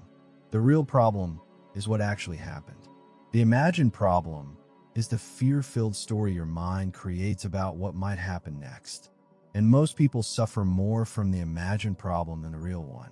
When everything goes wrong, your mind begins to predict catastrophes, exaggerate consequences, and amplify the worst-case scenario. That mental noise is what destroys clarity, not the situation itself. So you must separate reality from imagination. Ask yourself, what is true right now? And what is my fear pretending is true? This question cuts through mental noise like a knife. It instantly removes the illusions created by panic. It brings you back to the present moment, where clarity lives. Another critical part of clarity is detaching from things you cannot control. Chaos becomes overwhelming when you try to hold everything together. But the truth is, you are not meant to control everything. You cannot control people's decisions. You cannot control unexpected events. You cannot control the past. You cannot control outcomes that belong to the future. You can only control your focus, your actions, and your mindset. And when you stop wasting energy on the uncontrollable, you reclaim the mental power needed for the things that actually matter. The moment you release what is not yours to control, clarity rushes in like oxygen. Let me say something to you directly. You are stronger than the chaos you've been through. You have survived things that once felt impossible. You have gone back up after falls that felt permanent. You have overcome storms that once seemed unending. You have more resilience than you give yourself credit for. You may not see it, but clarity grows every time you rise again. Every time you choose calm over panic. Every time you take responsibility instead of collapsing into excuses. Every time you breathe through the pressure and choose your next move instead of letting fear choose it for you. Mental clarity is not a talent. It is a discipline. You build it by practicing it in small moments. When something small goes wrong and you stay calm, you're training your mind for bigger storms. When your plans change unexpectedly and you adapt instead of complaining, you are sharpening your clarity. When someone stresses you out and you respond with logic instead of emotion, you are building mental strength. Clarity grows in repetition. And when the big crisis hits, you are ready. Not because the crisis is easy, but because your mind has been trained to operate under pressure. And hear this carefully. When everything goes wrong, it does not mean your life is falling apart. Sometimes it means your life is being rebuilt. Sometimes the things that break are the things that were holding you back. Sometimes chaos clears the path for a better direction. Sometimes the collapse you fear is actually the beginning of a transformation you needed. You may think you're losing everything, but you might be losing only what was limiting you. And when the dust settles, you will see that the chaos made you stronger, wiser, clearer, and more prepared for the life you truly want. Your future depends on your clarity more than your circumstances. Your clarity shapes your decisions, your resilience, your mindset, your patience, your courage. When everything goes wrong, Clarity becomes your shield and your sword. It protects your peace and guides your actions. It keeps your emotions from controlling you. It keeps your mind sharp. It keeps your identity grounded. And it allows you to move forward even when the world feels impossible to navigate. You are not broken. You are being sharpened. You are not defeated. You are being redirected. You are not lost. You are learning to see more clearly. Every challenge is shaping you. Every setback is teaching you. Every failure is preparing you. Every chaotic moment is building the version of you who can handle future storms with strength and calmness. From this chapter on, whenever everything goes wrong, you will not collapse. You will activate clarity. You will breathe. You will focus. You will separate truth from fear. You will release what you cannot control. You will take one clear step, then another. You will keep your mind steady, your heart calm, your direction straight, and you will rise through the chaos with a level of focus most people never discover. Mental clarity is not what you use after the storm. Mental clarity is what carries you through the storm. You will not break. You will become unbreakable. Chapter 12. Building calm through micro-responses. Calm is not built in the big moments. Calm is built in the smallest reactions you make throughout the day, the tiny decisions you repeat over and over until they become the structure of who you are. Most people think calm is something magical, something you can only achieve through meditation, escapes, silence, or special environments. But that is not true. Calm is built in micro-responses, tiny choices, invisible to everyone else, but powerful enough to reshape your entire identity. Your calmness is not defined by how you feel when life is peaceful. Your calmness is defined by how you respond to the smallest irritations, the smallest frustrations, the smallest triggers. The way you breathe when someone annoys you, the way you think when something unexpected happens, the way you react when you feel disrespected, the way you speak when pressure rises. These small choices determine the strength of your inner world. Micro-responses are the quiet moments where your mind learns discipline, where your emotions learn obedience, where your reactions learn patience. Each tiny response is like a drop of water carving through stone, insignificant alone, unstoppable together. From the moment you wake up, your mind is tested through these small pressures. You reach for your phone, and something stressful shows up instantly. You open a message and feel the tension rise.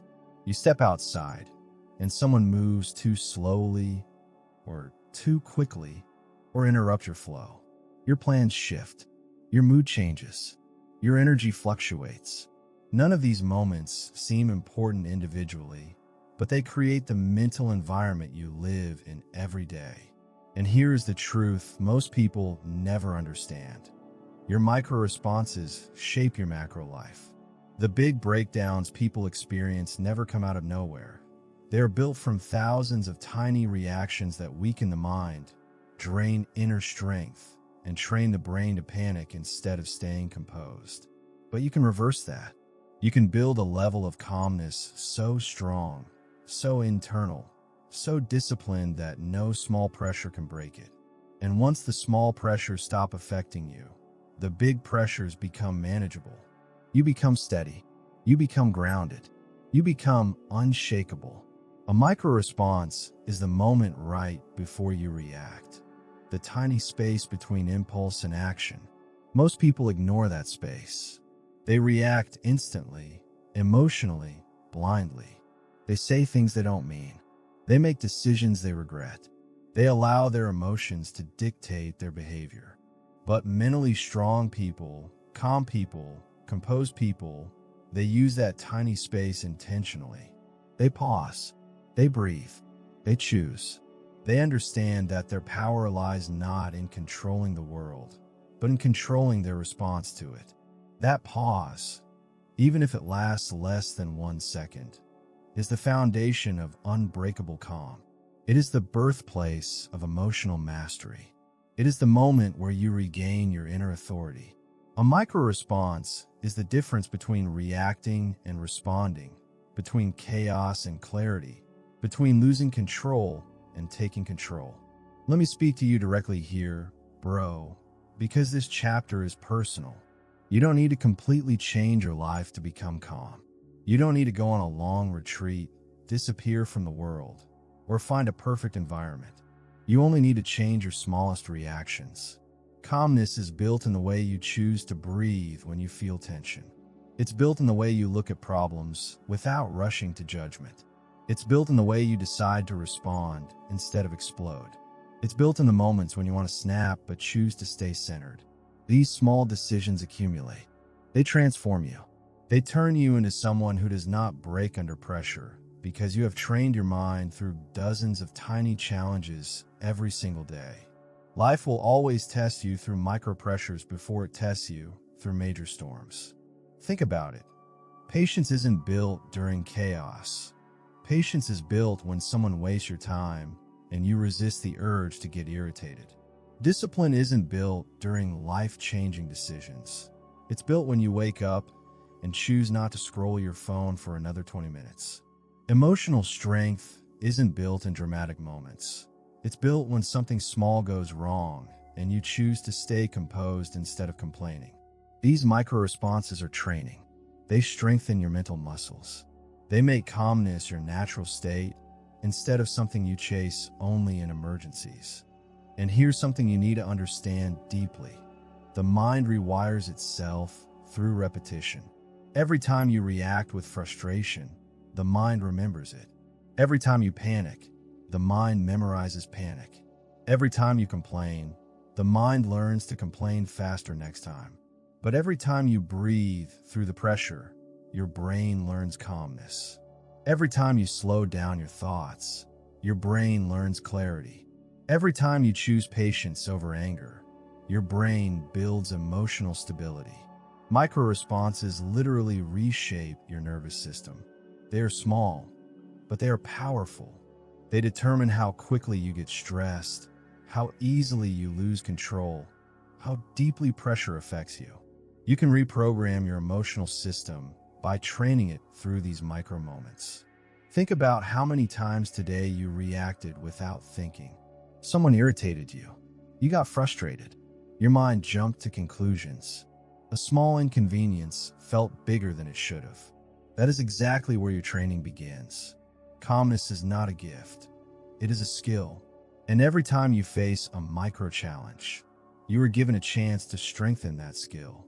You are given a chance to build a mind that remains composed even in chaos. You're given a chance to build a level of calm that most people never experience because they are too busy reacting instead of training. When everything feels overwhelming, return to your micro responses. When you feel lost, return to your micro responses. When you feel frustrated, return to your micro responses. Ask yourself, what is the smallest calm action I can take right now? That question alone cuts through emotional noise. It brings you back to the present moment. It grounds you. It focuses you on what you can control.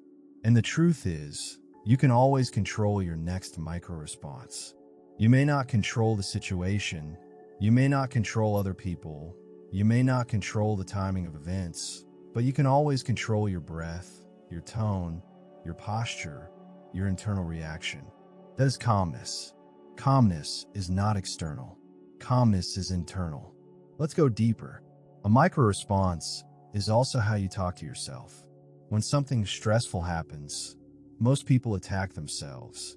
They say, I always mess things up, or why does this keep happening, or everything is going wrong. But this internal dialogue creates panic, not clarity. Mental strength comes from micro statements, small internal messages that ground your mind. Statements like, I can handle this, slow down, one step at a time, focus on now, or I am in control of my response. These thoughts anchor your mind. They bring calmness to chaos. They help you see clearly when everything feels blurry. And the more you use them, the more natural they become. Your internal voice becomes your strength instead of your enemy. Another powerful micro response is letting things go quickly. Most people hold on to small frustrations far longer than they should. Someone disrespects them slightly, and they think about it all day.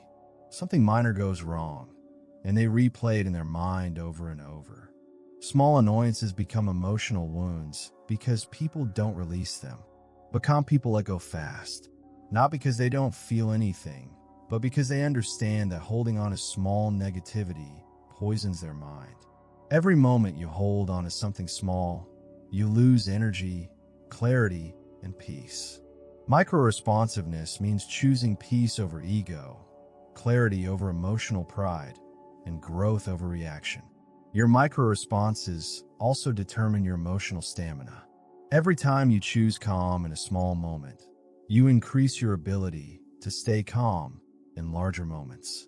Every time you choose patience with something minor, you grow the resilience to stay patient under bigger pressure. Your mind is building endurance. Just like physical muscles are built through small, repetitive effort, emotional calmness is built through small, repetitive self-control. So here's the challenge this chapter gives you. For the next days, weeks, months, start noticing your micro-responses. Notice when your mind wants to react quickly. Notice when your breath becomes short. Notice when your impatience rises. Notice when your emotions try to control you. And in those moments, pause. Take one breath. Choose your response instead of letting your emotions choose it for you. This is the foundation of unbreakable calm. The calmest people in the world aren't calm because life is easy. They're calm because they have mastered the art of small self-control. Understand this. Calmness is built in private but tested in public. No one sees your micro-responses. No one sees the small choices you make in your mind. But those choices build the character people eventually notice. They build the strength people admire. They build the presence people feel when you enter a room. Calm people radiate something powerful, a sense of internal authority. And that authority comes from thousands of micro-responses that no one else witnessed. From this chapter on, every tiny moment becomes your training ground. The world doesn't need to change for you to become calm. You only need to start changing your smallest reactions. And with every micro-response you master, you become more composed, more focused, more grounded, more controlled, more unshakable. Calm is not found. Calm is built, and you are building it, one micro-response at a time. Chapter 13. How to lead yourself in crisis moments. When a crisis hits, most people freeze, panic, or collapse under the weight of pressure. But true leadership begins exactly in that moment when everything around you feels unstable, when nothing makes sense, and when you must decide whether you will be controlled by the situation or rise above it. Leading yourself in crisis moments is not about pretending to be fearless. It is about choosing direction when fear is screaming inside you, choosing clarity when confusion tries to take over, and choosing action when your mind wants to shut down. The truth is simple but powerful. People who win in life are not the ones who avoid chaos, but the ones who know how to lead themselves through it. And this leadership is not something mystical or magical. It is a skill you build through awareness, discipline, and emotional intelligence. Every crisis reveals something about you, and every crisis offers you a chance to evolve. So in this chapter, I want you to imagine that life is sitting in front of you like a mirror, showing you your strengths, your weaknesses, your fears, and your potential. And your job is to lead yourself with calm, clarity, and power, even when the ground beneath you feels like it's shaking. Leading yourself in a crisis starts with accepting the reality of the situation without running away from it. Most people waste precious time denying what is happening. They say things like, "This shouldn't be happening, why me?" or "I can't deal with this right now." But crisis leadership begins the moment you say, "This is real, and I will face it." Acceptance is not about liking the situation. It is about refusing to let panic lead your decisions. When you accept the truth, your brain becomes more strategic, your emotions become less wild, and your inner strength becomes more active. Crisis exposes your character, yes, but it also builds your character. The strongest people alive are not the ones who had the easiest lives. They're the ones who guided themselves through difficulty with courage and clarity, even when their mind was shaking inside. If you want to lead yourself, you must become the person who breathes deeply, sees clearly, and responds intelligently in the moments when everyone else reacts emotionally. The next step in crisis leadership is learning to slow down your mind when everything outside speeds up. Most people think leadership is about moving fast, acting aggressively, or forcing decisions. But in crisis, the real power is in your ability to slow your inner world so you can process what is happening without drowning in it. When you feel overwhelmed, when your thoughts begin to race, and when your emotions start to heat up like fire, you must mentally step back and create internal space. A crisis becomes 10 times worse when your mind collapses into chaos. But when you slow your breathing, when you speak to yourself calmly, and when you detach from the emotional storm, you unlock the inner clarity that separates you from the world. Self-leadership in crisis is not about pretending to be strong. It is about managing your mind so you can make strong decisions. Calm is not weakness. Calm is control. Calm is leadership. Calm is the tool that lets you think while everyone else is exploding emotionally. Once you calm your inner world, the next step is to create direction. Crisis gives you two choices. Let it drag you in every direction like a storm, or choose one clear direction and start moving. No matter how big the crisis is, no matter how painful, no matter how complicated, you must ask yourself one powerful question. What is the next step forward? Not the perfect step, not the final answer, not the ultimate solution, just the next step forward.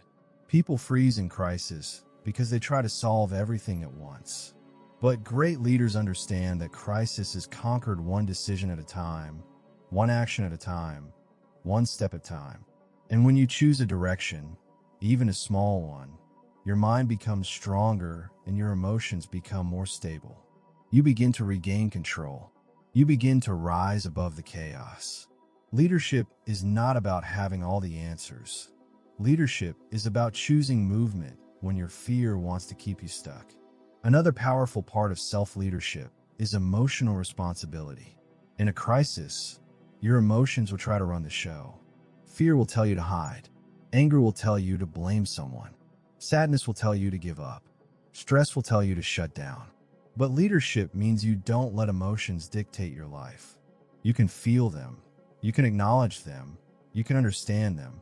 But you do not hand them the steering wheel. Emotional responsibility means you say, my emotions are real, but they do not control me.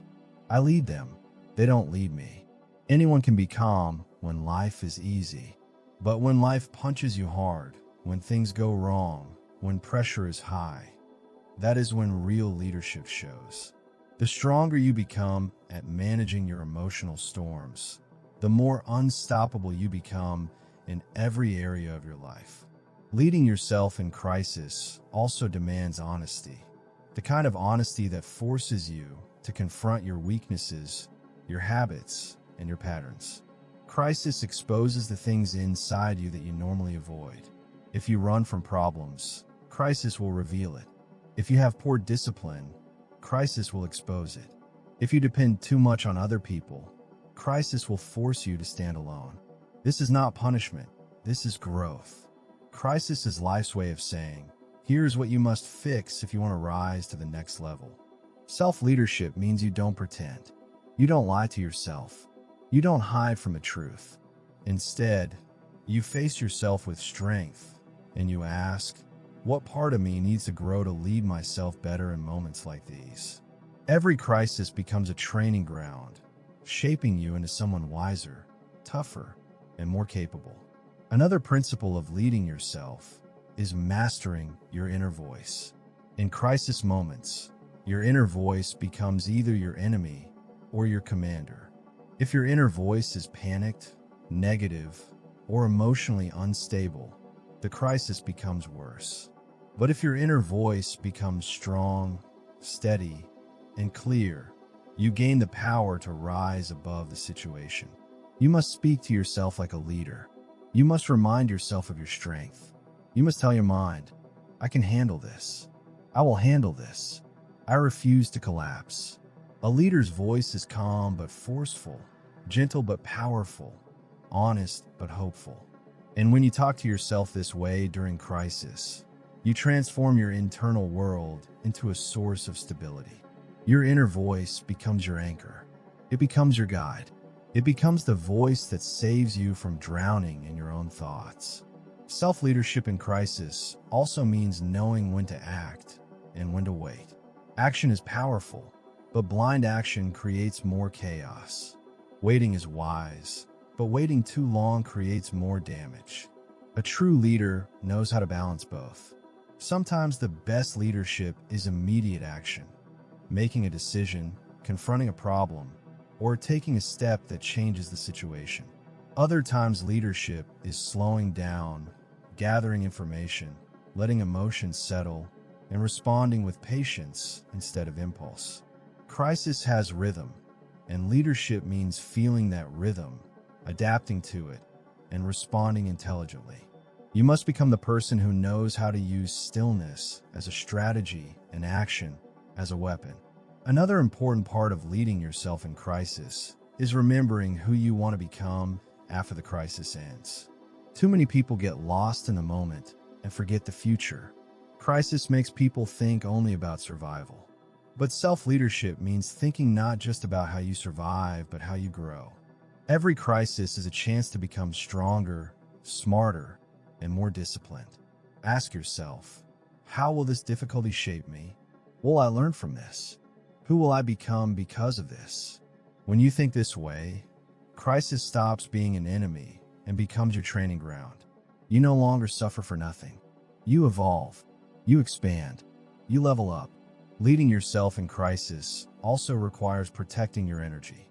Stress drains your mind, fear drains your body, and uncertainty drains your focus. If you want to lead yourself, you must take care of your inner resources. You must rest when needed, breathe deeply, stay hydrated, speak kindly to yourself, and stay grounded in your values. Crisis becomes worse when you neglect your mind and body. You cannot lead yourself if you're mentally exhausted or emotionally drowning. Leadership is not just mental strength, it is energetic management. When you protect your energy, you become sharper, calmer, and more capable of dealing with the crisis. One of the final principles of self-leadership is owning responsibility. In crisis, weak minds look for blame. Strong minds look for responsibility. Responsibility does not mean everything is your fault. It means you take ownership of your actions, your reactions, and your choices. Responsibility gives you power. It gives you control. It puts the steering wheel back in your hands. You cannot lead yourself if you give your power away by blaming others, complaining, or waiting for someone to save you. Crisis leadership means you rise. You act. You take control of your decisions. You tell yourself, I will not give control of my life to anyone else. And the final truth is this: crisis is not something you avoid, it is something you master. Life will always test you. There will always be difficult moments. There will always be pressure. There will always be uncertainty. But when you learn to lead yourself with calmness, wisdom, clarity, and strength, no crisis can defeat you. You become unshakable. You become stable. You become powerful. You become someone who does not break when life becomes heavy, but someone who grows stronger with every challenge. That is self-leadership. That is what it means to be unbreakable. Chapter 14. The power of stillness in emotional storms. In every human life, there comes a moment when emotions rise like a storm, when a mind is shaking, when the heart is overwhelmed, and when everything inside you feels loud, chaotic, and impossible to control. But it is exactly in these moments that the true power of stillness reveals itself.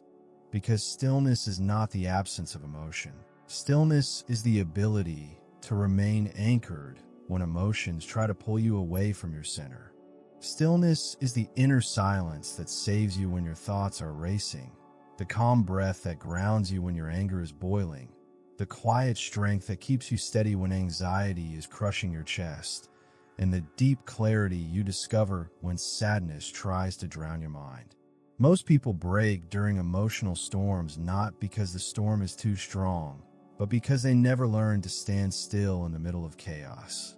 They run, they react, they panic, they collapse, they explode, they shut down, and they expect the storm to calm itself. But great people, strong people, truly unbreakable people understand that emotional storms do not calm themselves. The storm calms when you calm. The storm slows when you slow. And the storm becomes powerless when you find stillness inside yourself, because emotional storms feed off your reaction. The more you react, the more they grow, but the more you stay centered, the weaker they become.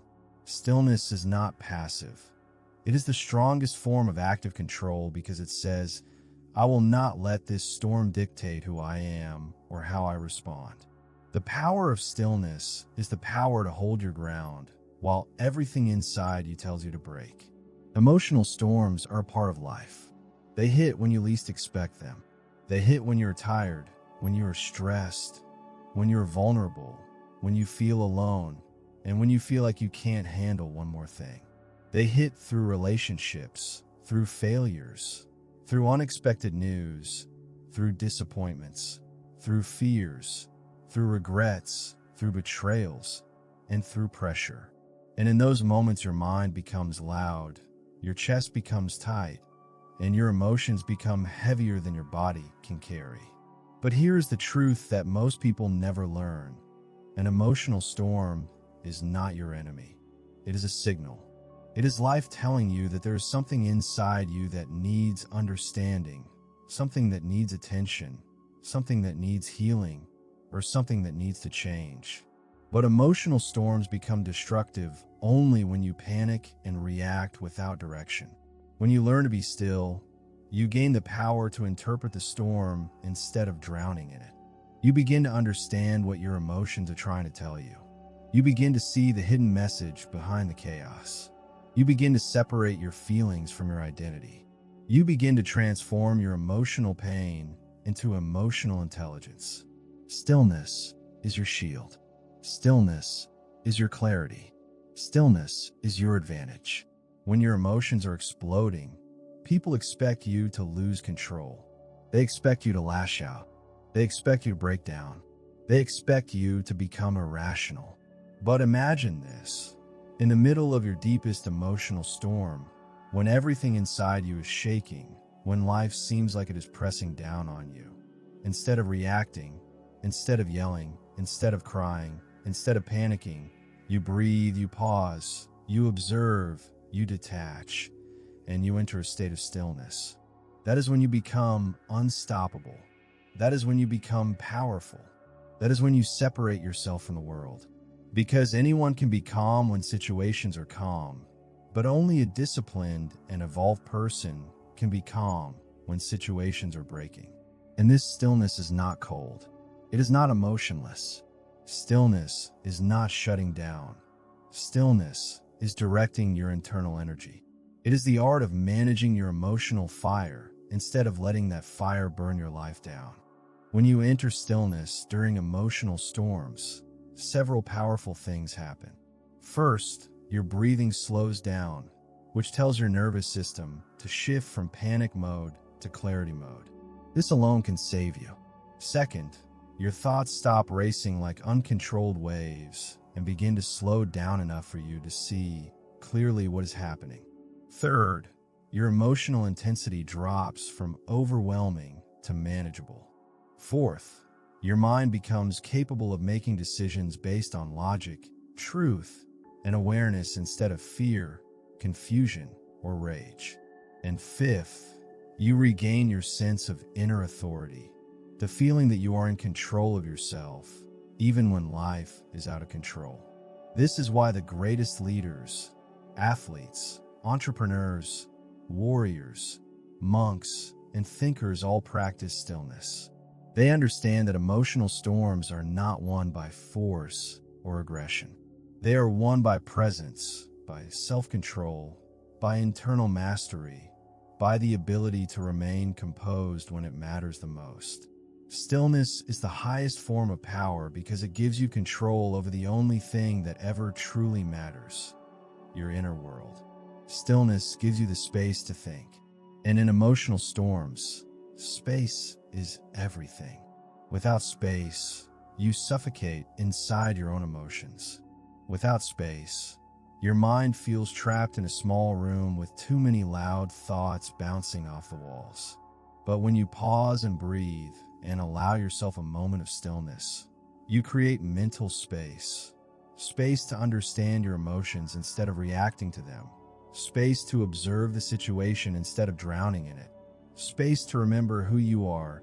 Space to ask yourself powerful questions like, what am I really feeling right now? Where is this emotion coming from? Is this temporary or permanent? What am I afraid of? What do I need to do next? That space is where wisdom enters. That space is where clarity enters.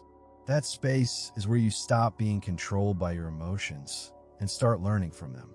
You cannot lead yourself through emotional storms if you do not give yourself space to breathe, think, and understand. And that space comes from stillness. Another reason stillness is so powerful is because it prevents you from making emotional decisions that you will later regret. Most damage in life happens not because of the storm, but because of the reaction. Arguments escalate because someone reacted too quickly. Relationships end because someone spoke out of anger. Opportunities are lost because someone acted out of fear. Bridges are burned because someone couldn't stay still long enough to calm down. Stillness protects you from yourself. Stillness gives you a delay, a pause that saves you from choices that emotional storms try to force upon you. When you are overwhelmed, you should never rush to act, reveal, decide, or respond. The storm tries to push you into immediate reaction. Stillness pulls you back into wisdom. When you master stillness, you become someone who does not speak when angry, does not commit when scared, does not quit when stressed, and does not judge when emotional. That is emotional maturity. That is power. Stillness also allows you to feel without being consumed. Most people either drown in their emotions or run from them. Stillness teaches you to sit with your emotions without being destroyed by them. You learn to feel sadness without collapsing, anger without exploding, fear without surrendering, and anxiety without losing control. When you sit in stillness, your emotions become waves that rise and fall, instead of tsunamis that destroy you. You realize that every emotion is temporary. No feeling stays forever unless you keep feeding it. Stillness trains you to stop feeding the storm. You watch the emotion rise. You allow it. You breathe through it. You observe it. And slowly it fades. This is how you gain mastery over yourself. Emotional storms stop being something that happened to you and become something that passed through you. You stop fighting your emotions and start guiding them. That is true emotional strength. Not the ability to avoid emotions, but the ability to feel them without losing yourself. Stillness gives you inner authority. When you remain still during emotional storms, you're no longer controlled by people's words, by circumstances, by fear, by pressure, or by impulses. You become the leader of your emotional world. And once you lead your emotions, you lead your life. Most people are controlled by whatever emotion appears. If someone makes them angry, they react. If something stresses them, they panic. If something scares them, they hide. If something disappoints them, they quit. But when you master stillness, you do not respond from emotion. You respond from intention. You act from strength, not impulse. You speak from clarity, not confusion. You choose your behavior instead of letting emotion choose it for you. This is what makes you powerful. This is what makes you unbreakable. This is what makes you someone who moves through life with direction, regardless of what storms surround you. Stillness also helps you reconnect with your deeper self. When emotions rise, they disconnect you from your wisdom, your values, your goals, and your identity. You lose sight of your purpose. You forget your strength. You forget what truly matters. But in stillness, you reconnect with a deeper, wiser part of you.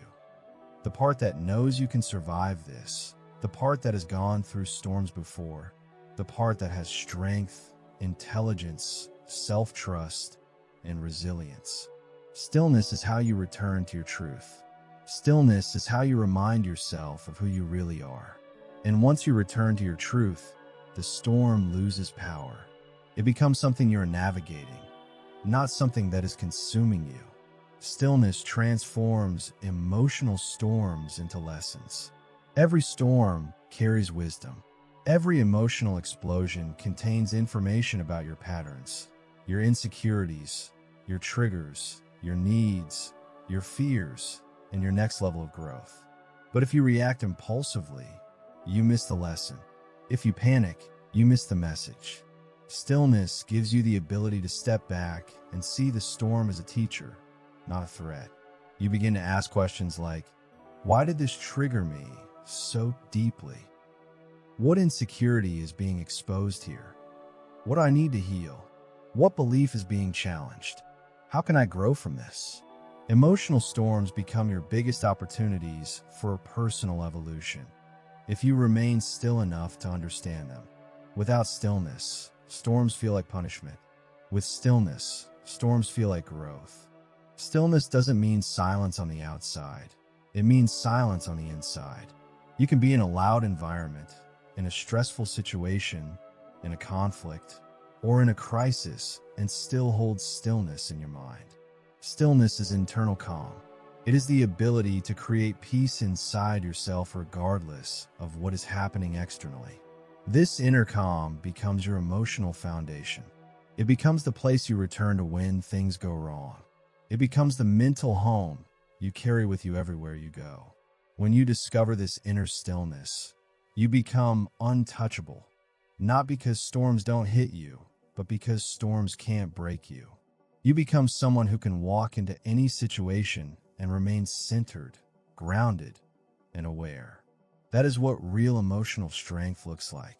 Not loudness, not toughness, not intensity, but calmness in chaos. Stillness is a practice. You build it slowly, consistently, deliberately. You build it through breathing exercises, through mindful pauses, through moments of silence, through awareness, through reflection, through mastering your thoughts, and through choosing not to react immediately. Each time you choose stillness over reaction, you strengthen your emotional muscles. Each time you breathe deeply instead of acting impulsively, you teach your mind that you are in control. Each time you pause instead of exploding, you create new neural pathways that make you calmer, wiser, and more disciplined. Stillness is a skill, one of the highest, strongest, and rarest skills a human being can develop. And the more you practice it, the more powerful you become in every area of your life. The ultimate truth is this: emotional storms will come. They will always come. Life will test you again and again. But when you master stillness, storms become opportunities. When you master stillness, storms become lessons. When you master stillness, storms become temporary waves instead of permanent destruction. Stillness gives you the power to remain yourself in moments that try to break you. Stillness gives you the strength to think clearly when emotions try to blind you. Stillness gives you the ability to rise above the storm instead of sinking beneath it. And when you carry stillness inside you, you carry unbreakable calm everywhere you go. You become a force of peace in a world full of noise. You become someone whose mind remains clear even when situations are messy. You become someone who cannot be controlled by fear, anger, pressure, or chaos. You become someone who leads yourself, protects yourself, and elevates yourself no matter what you face. That is the power of stillness. That is the power that turns emotional storms into stepping stones. And that is the power that makes you truly unbreakable. Chapter 15. The discipline of not reacting immediately.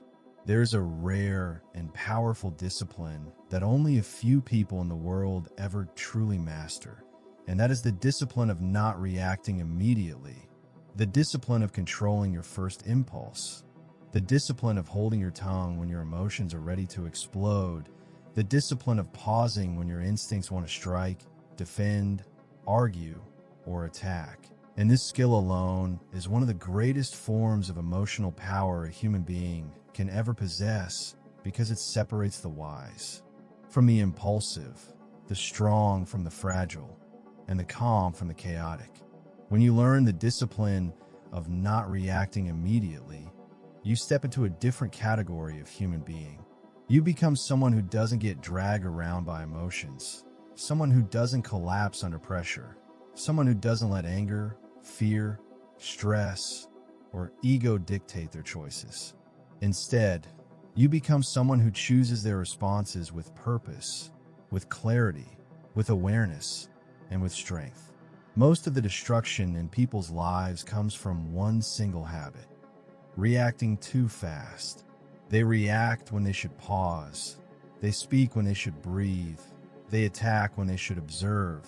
They defend when they should listen. And they make decisions in emotional storms that later ruin relationships, opportunities, reputations, and peace.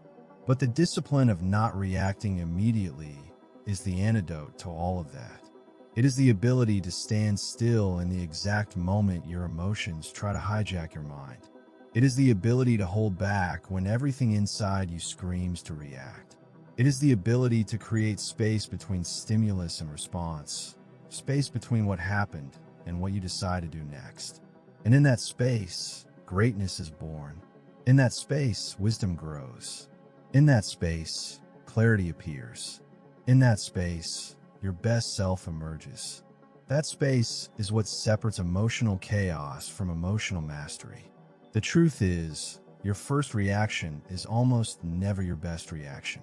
Your first reaction is emotional, primal, raw, unfiltered, and often rooted in fear, anger, insecurity, misunderstanding, impatience, or ego. Your first reaction is the reaction that destroys peace, escalates conflict, and creates unnecessary suffering. But when you practice the discipline of not reacting immediately, you allow your second reaction to lead. The reaction that comes from clarity, thoughtfulness, logic, intention, compassion, vision, and emotional maturity. And the difference between these two reactions can determine the entire direction of your life.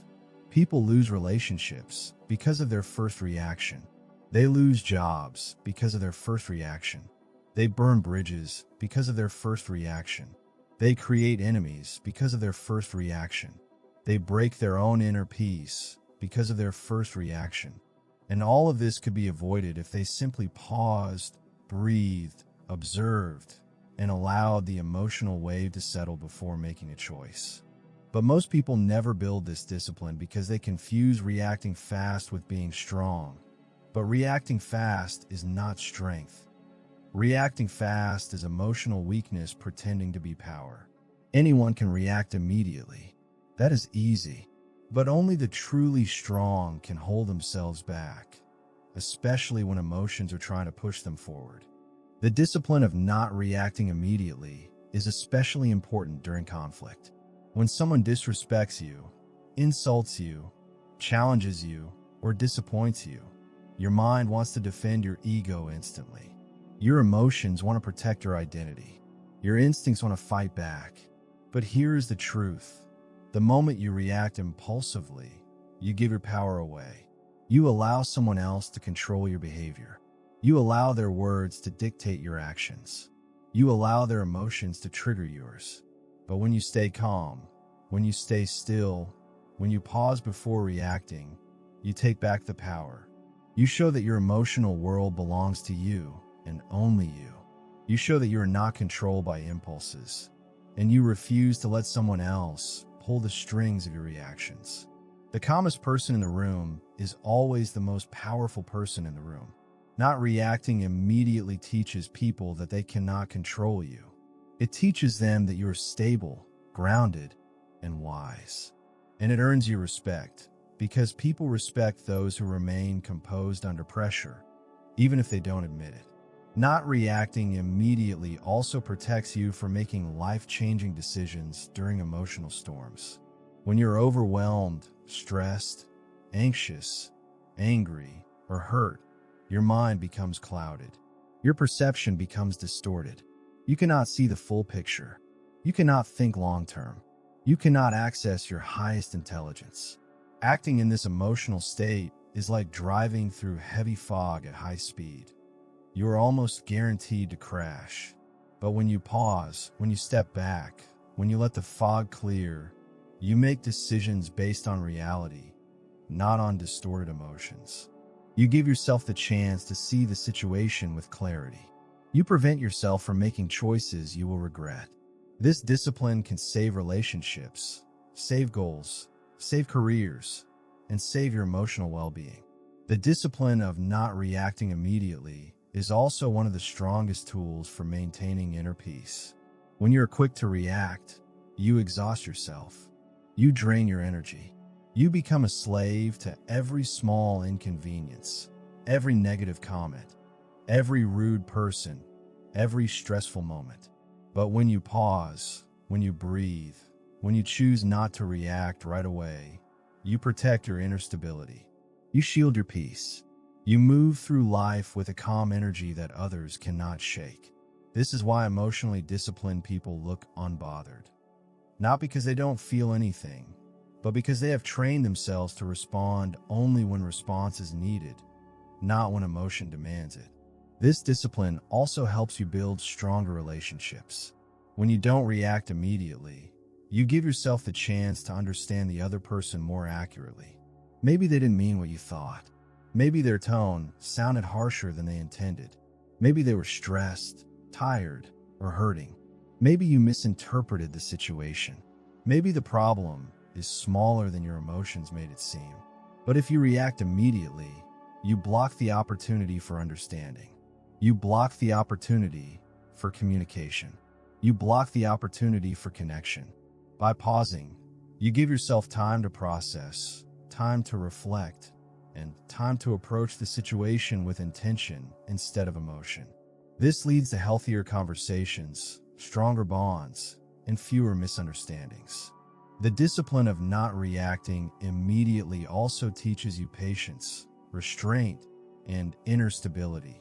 3 traits that will serve you in every area of life. It teaches you to wait before speaking. It teaches you to think before acting.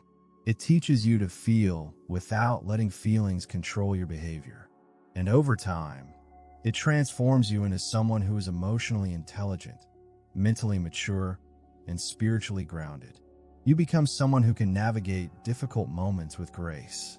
You become someone who people trust because they know you are not unstable or impulsive. You become someone who others turn to during chaos because you bring calm, not more chaos. Another powerful benefit of this discipline is that it allows you to analyze situations logically instead of emotionally. When you don't react immediately, you can step outside the emotional pressure and ask questions like, what is really happening here?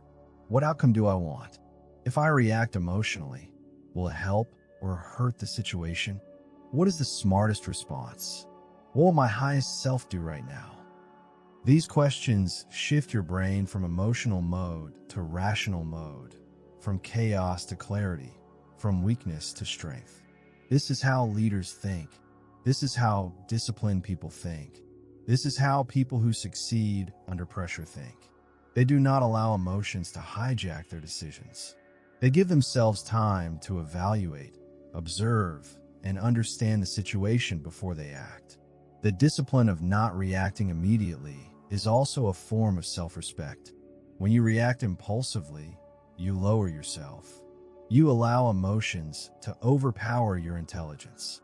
But when you hold back, when you pause, When you think before you act, you honor your growth, your maturity, and your values. You refuse to let temporary emotions cause permanent damage.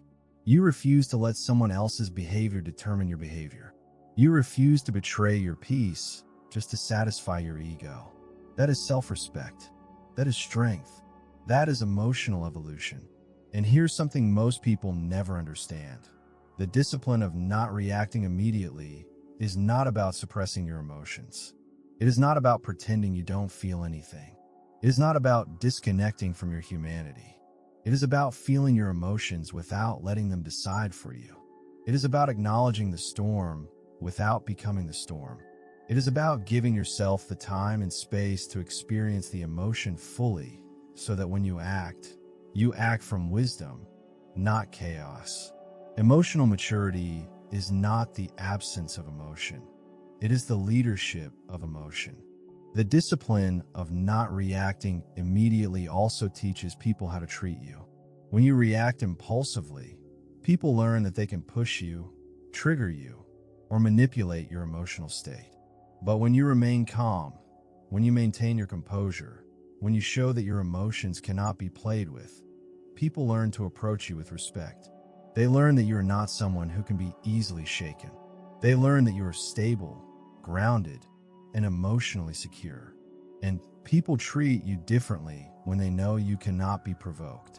Another important truth: the discipline of not reacting immediately gives you the upper hand in every high-pressure situation. Whether it's business, relationships, conflict, negotiations, problems, or crises, the person who remains calm the longest is the person who wins. Not reacting immediately gives you time to observe the situation, time to read the other person, time to evaluate their motives, time to analyze their emotional state, time to predict their next move, and time to plan your best response.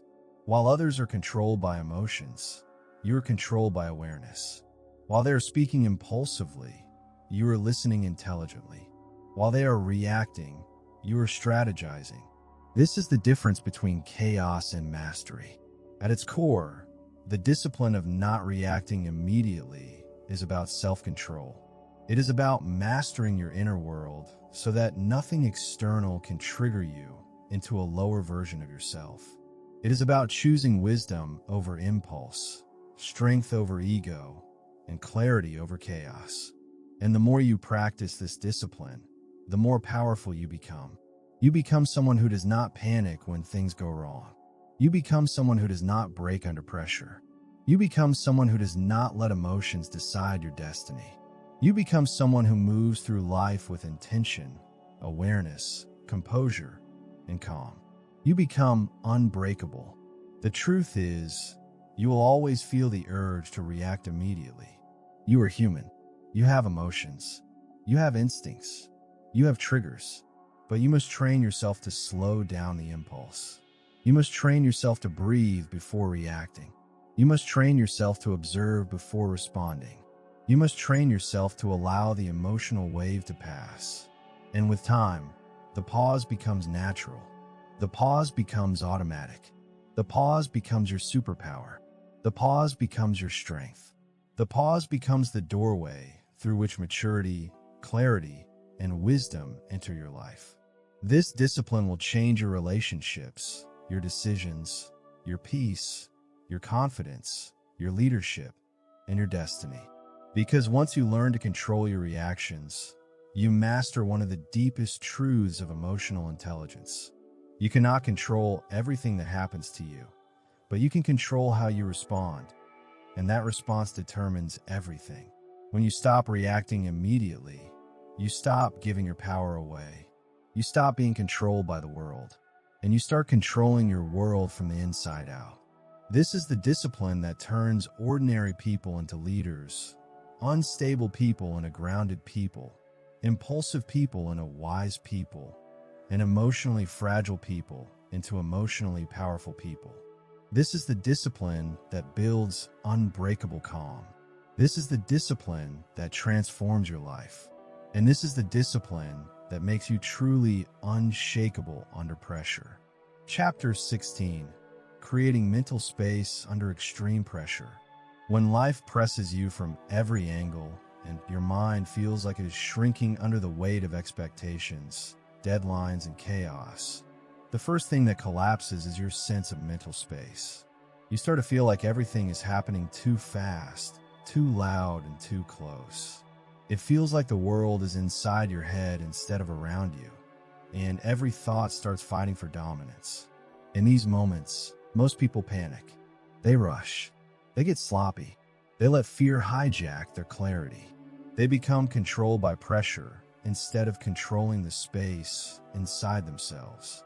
But people who develop unbreakable calm live differently. They build the ability to create mental space even when everything outside them is falling apart. They expand their mind when everyone else's mind shrinks. They slow down internally even when the world is speeding up. And that ability changes everything. Because the person who has mental space under pressure always thinks better, chooses better, and performs better. Most people believe mental space comes from having less stress or fewer problems, but that is a lie. Mental space has nothing to do with your circumstances. It comes from your internal discipline. It comes from how you manage your inner world when the outer world becomes overwhelming. You can be surrounded by chaos and still be calm, centered, and clear. You can be facing deadlines, conflicts, emergencies, and uncertainty while still keeping your breath steady, your thoughts ordered, and your decisions sharp. Mental space is not the absence of pressure. It is the mastery of pressure. It is the skill of creating psychological distance between yourself and the storm, so the storm cannot control you. And once you understand this, you stop begging life to be easier. You start making your mind stronger. When extreme pressure hits, the first battle is always against your own reactions. Your brain wants to panic. Your emotions want to overheat. Your thoughts start racing, trying to solve everything at once. This is where most people collapse. They try to think faster instead of calmer. They try to fight the pressure instead of creating space from it. But the truth is, the mind that reacts instantly becomes the mind that becomes overwhelmed. The mind that pauses, even for a few seconds, gains the advantage. You create mental space the moment you interrupt the spiral. That pause is not weakness. That pause is power. That pause is the door that opens clarity. And the bigger the pressure, the more important that pause becomes. When everything around you is losing control, the person who pauses gains control. The pause is where leaders are made. The pause is where emotional mastery starts. The pause is where you stop the world from invading your mind. And in that pause, you reclaim your ability to decide how you will respond. Think about this. Every crisis is loud, but clarity is always quiet. Pressure shouts, but your inner wisdom whispers. You cannot hear that wisdom unless you create silence inside yourself. You cannot think clearly if you're letting panic scream inside your head. So the real challenge is not the crisis itself. The real challenge is controlling the noise inside your mind. When you learn to reduce the internal noise, you automatically increase your internal space. And once space increases, things that once felt impossible suddenly become manageable. You see options you couldn't see before. You notice solutions you were blind to. You regain access to your intelligence, your strategy, your creativity, your patience, and your strength. You become someone who doesn't just survive pressure, but uses it to become sharper. In moments of extreme pressure, the mind naturally compresses. It tries to protect you by narrowing your focus. That might help in physical danger, but in emotional or professional crises, it destroys your thinking. You cannot see the big picture. You cannot think long term. You cannot predict consequences. Everything feels urgent, even when it isn't. Everything feels critical, even when it's not. The mind becomes a locked room instead of an open field. Your job is to unlock that room. Your job is to create psychological distance from the moment. Your job is to take what feels close and push it farther away so you can see it clearly. You do this through deliberate mental expansion, using breath, awareness, internal dialogue, and emotional regulation to turn your mind into a larger container than the pressure you're facing. When your internal container becomes bigger than the problem stops feeling like a threat. It becomes something you can handle, something you can analyze, and something you can overcome. One of the greatest truths about pressure is this: pressure only destroys people whose minds are smaller than the moment. If your mental capacity is too tight, the moment crushes you. But if you expand inwardly, the same moment that destroys others becomes manageable for you. You can't always control the size of the situation, but you can always control the size of your mind. And the bigger your mind becomes, the smaller every crisis feels. This is the foundation of Unbreakable Calm, the commitment to expanding your inner world faster than life can shrink it. Chapter 17, Becoming the Calmest Person in the Room. In every situation where tension rises, when chaos surrounds you and pressure mounts, there is one undeniable truth that separates the ordinary from the extraordinary. The calmest person in the room always holds the greatest influence, the greatest control, and the greatest clarity. Calmness is not weakness. It is mastery, and it is the single skill that can determine the outcome of any high-stakes situation. Whether it is a heated argument, a stressful work meeting, a crisis at home, or a personal challenge that feels overwhelming. Most people react instantly to the energy around them. They mirror the stress, amplify the panic, and let their emotions dictate their words, actions, and decisions. They speak too fast, move too impulsively, and allow fear, anger, or anxiety to hijack their behavior. But when you consciously choose to remain calm, when you intentionally slow your breath, anchor your thoughts, and ground yourself in the present moment, you create a space of stability that others cannot resist noticing. You become a center of gravity in a storm, a fixed point that others naturally align with. And without speaking a word, you silently lead. The calmest person in the room is not reacting. They are observing, analyzing, and understanding everything with precision while the world is clouded in noise. They are aware of the emotions in the room, the motives behind words, the tension behind gestures, yet they do not allow any of it to penetrate their inner stability. Instead of letting chaos control them, they control how chaos interacts with them. They see solutions where others see problems, clarity where others see confusion, and opportunity where others see obstacles. This is why calmness is not just a feeling. It is a strategic advantage. It allows you to make better decisions, to respond rather than react, to act with foresight instead of impulse, and to maintain influence even when everyone else is losing theirs. Becoming the calmest person in a room is a discipline, a mindset, and a practice. It begins with awareness. Noticing how your body reacts to pressure, noticing how your mind spirals under tension, noticing the moments when your impulses want to take over. Once you are aware, you can practice pause. You can take a breath, count to 3, and remind yourself that immediate reaction is rarely your best option. Pause allows your mind to assess the situation with logic instead of emotion, to evaluate the consequences before responding, and to make a choice that aligns with both your values and your goals. Pause transforms reactive energy into deliberate action. Pause creates mental space where clarity emerges. And clarity under pressure is your ultimate superpower. Calmness is also contagious. When you maintain composure in the midst of chaos, those around you unconsciously mirror your energy. Your steadiness calms the anxious, reassures the worried, and tempers the angry. You become a silent leader, not by force, but by influence.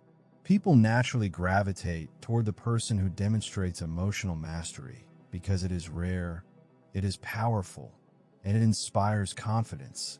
Imagine a room filled with people panicking about a looming deadline.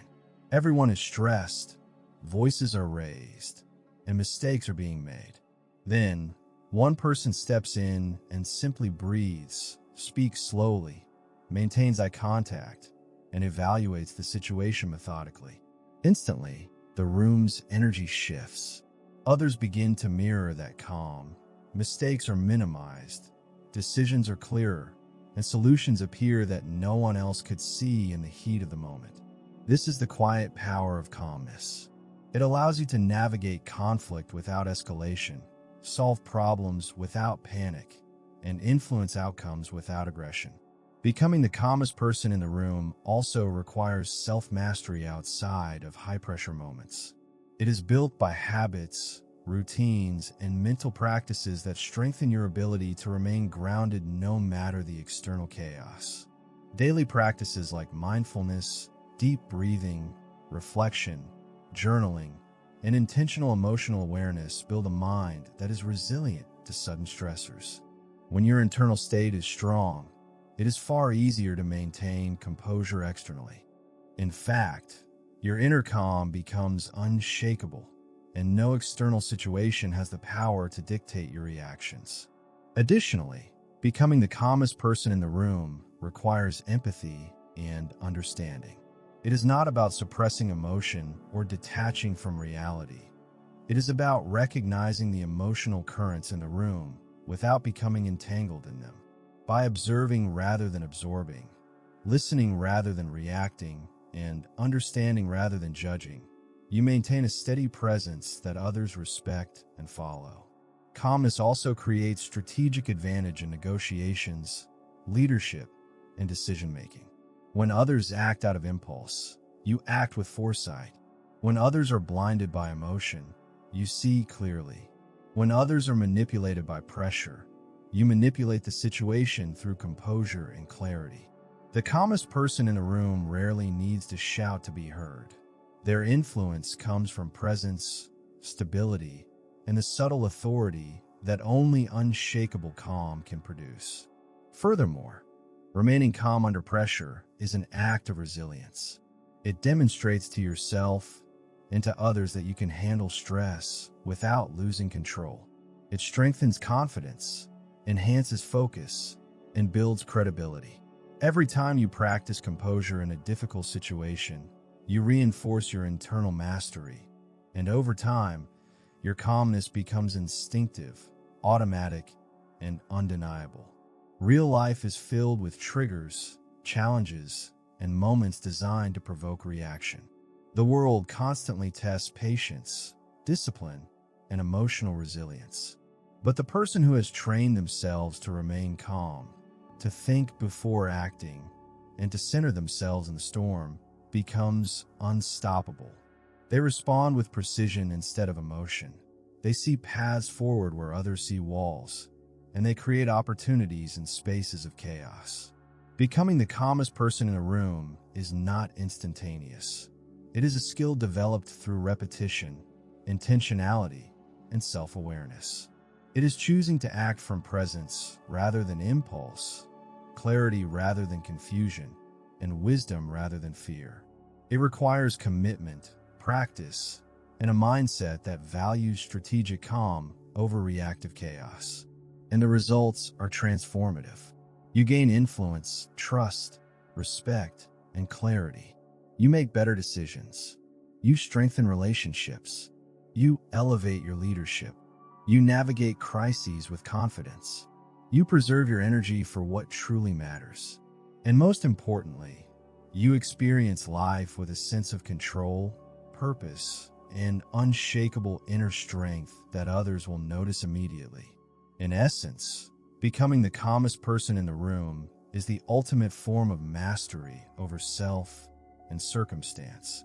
It is not about controlling others. It is about controlling your own states so fully that influence follows naturally. It is the discipline that turns pressure into opportunity, chaos into clarity, and fear into strategic action. It is the mark of emotional intelligence, mental resilience, and leadership. Every time you choose calm over reaction, patience over impulse, and presence over panic, you reinforce your capacity to be unshakable. And in a world filled with tension, uncertainty, and constant challenges, the person who embodies this calm becomes the anchor for everyone else. They are not just surviving the storm, they're shaping it, navigating it, and mastering it. And in that mastery lies their power, their influence, and their freedom. Chapter 18: The Unbreakable Calm Mindset. The unbreakable calm mindset is not something you are born with. It is a skill you build, a discipline you cultivate, and a perspective you choose every single day. It is the mindset that allows you to stay composed when everything around you is falling apart, to think clearly when the pressure is at its highest, and to act decisively when others are overwhelmed by fear, stress, or panic. Most people operate under the illusion that calmness is passive, that it is a weakness, or that it only comes when life becomes easy. But the truth is that unbreakable calm is active, deliberate, and forged in the fires of real challenges. It is a mindset that refuses to be hijacked by emotions, external chaos, or unexpected events. It begins with the understanding that while you cannot control what happens to you, you can control how you respond, and that response is what determines your outcomes, your energy, and your results. To develop this mindset, you must first train your attention. Where your attention goes, your mind follows. If your attention is pulled into panic, fear, or worry, your mind will spiral. But if your attention is anchored to clarity, strategy, and presence, your mind will follow suit. This is why the unbreakable calm mindset requires intentional focus. You must choose where your mental energy flows, and you must guard it as if it were your most valuable asset, because in moments of high pressure, your mind is the battlefield, and attention is your weapon. Next, the unbreakable calm mindset requires mastery over your emotions. Emotions are neither good nor bad, but when unmanaged, they can overpower rational thought and cause you to act in ways that undermine your goals, your relationships, and your peace. Developing this mindset means learning to recognize emotions the moment they arise, to observe them without judgment, and to prevent them from dictating your behavior. It is the ability to feel deeply without losing control, to be aware of tension without becoming tension itself, and to maintain a sense of inner steadiness no matter what the external circumstances demand. This emotional mastery is not theoretical. It is actionable. It is applied through breathing techniques that center the body and calm the nervous system, through deliberate pauses before speaking or acting, and through internal dialogues that remind you of your values, your priorities, and your long-term vision. Every time you practice responding instead of reacting, you strengthen the neural pathways that support calmness under pressure, making it increasingly automatic and reliable. Another core element of the unbreakable calm mindset is perspective. People who remain composed in crisis understand that their immediate reality is only a part of a larger picture, that no single moment defines their entire life, and that temporary chaos does not equate to permanent failure. They see setbacks as lessons, challenges as opportunities for growth, and stress as a signal to focus rather than a reason to panic. Perspective allows you to reduce the emotional intensity of a situation, to identify solutions more clearly, and to act with strategic intelligence rather than impulsive instinct. It is the mental framework that transforms overwhelming pressure into manageable, solvable challenges. Discipline is also a non-negotiable component of this mindset. Calmness is not a default state for most humans. It is a cultivated habit.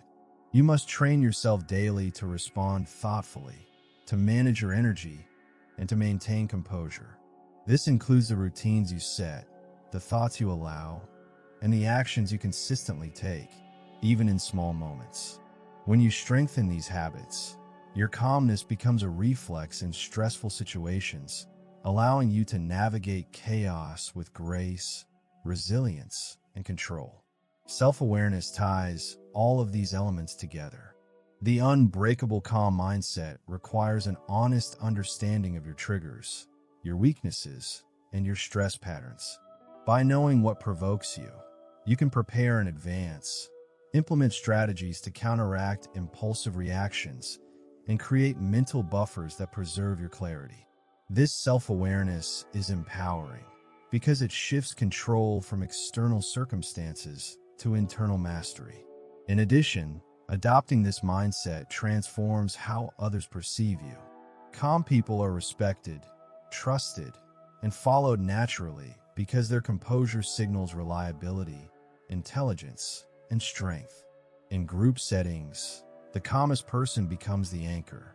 Their steadiness reassures, inspires, and guides others without needing to raise their voice or dominate the conversation. Influence flows effortlessly from unshakable composure because people naturally gravitate towards stability and clarity. Furthermore, the unbreakable calm mindset is about preparation. You cannot fully control what happens to you, but you can prepare your mind to respond optimally to the unpredictable. This includes mental rehearsal, scenario planning, and practicing composure in controlled challenges. By exposing yourself intentionally to stress in safe ways, you train your nervous system, reinforce your mental pathways, and expand your capacity to maintain calm when the stakes are real. Resilience is a natural outcome of this mindset. When you cultivate calm under pressure consistently, your capacity to endure difficulties, absorb setbacks, and recover from challenges grows exponentially. You no longer expend energy on panic or regret, and instead, you direct all mental and emotional resources toward solutions, adaptation, and forward movement. Clarity, focus, and efficiency become your default, even in high-stakes moments. Ultimately, the unbreakable calm mindset is not a temporary skill. It is a lifestyle of presence, preparation, and purpose. It is choosing consistently to rise above the noise of fear, anxiety, and external chaos. It is deciding to operate for mastery rather than reaction. It is a commitment to self-control, strategic awareness, and emotional intelligence that becomes your foundation for decision-making, relationships, leadership, and success. Every time you pause, breathe, observe, and act deliberately, you reinforce this mindset.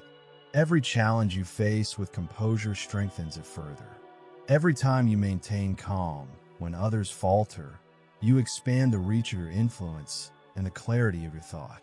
This mindset allows you to navigate the world not as a victim of circumstance, but as a master of your own mental and emotional state. It is the mindset that ensures you respond with wisdom rather than impulse, with clarity rather than confusion, and with power rather than fear. By adopting the unbreakable calm mindset, you transform not only how you experience stress, but also how you perform, how you lead, and ultimately, how you live your life. It is the ultimate tool for anyone who wishes to remain steadfast, clear-headed, and effective when the world pushes, pulls, and demands everything from them. And it is the defining mindset that separates those who succeed under pressure from those who are overwhelmed by it. In every situation, at every moment, the unbreakable calm mindset allows you to see clearly, act wisely, and maintain the kind of presence that commands respect, inspires trust, and achieves extraordinary results, proving over and over that true power lies not in reaction, but in measured, deliberate, and unshakable composure.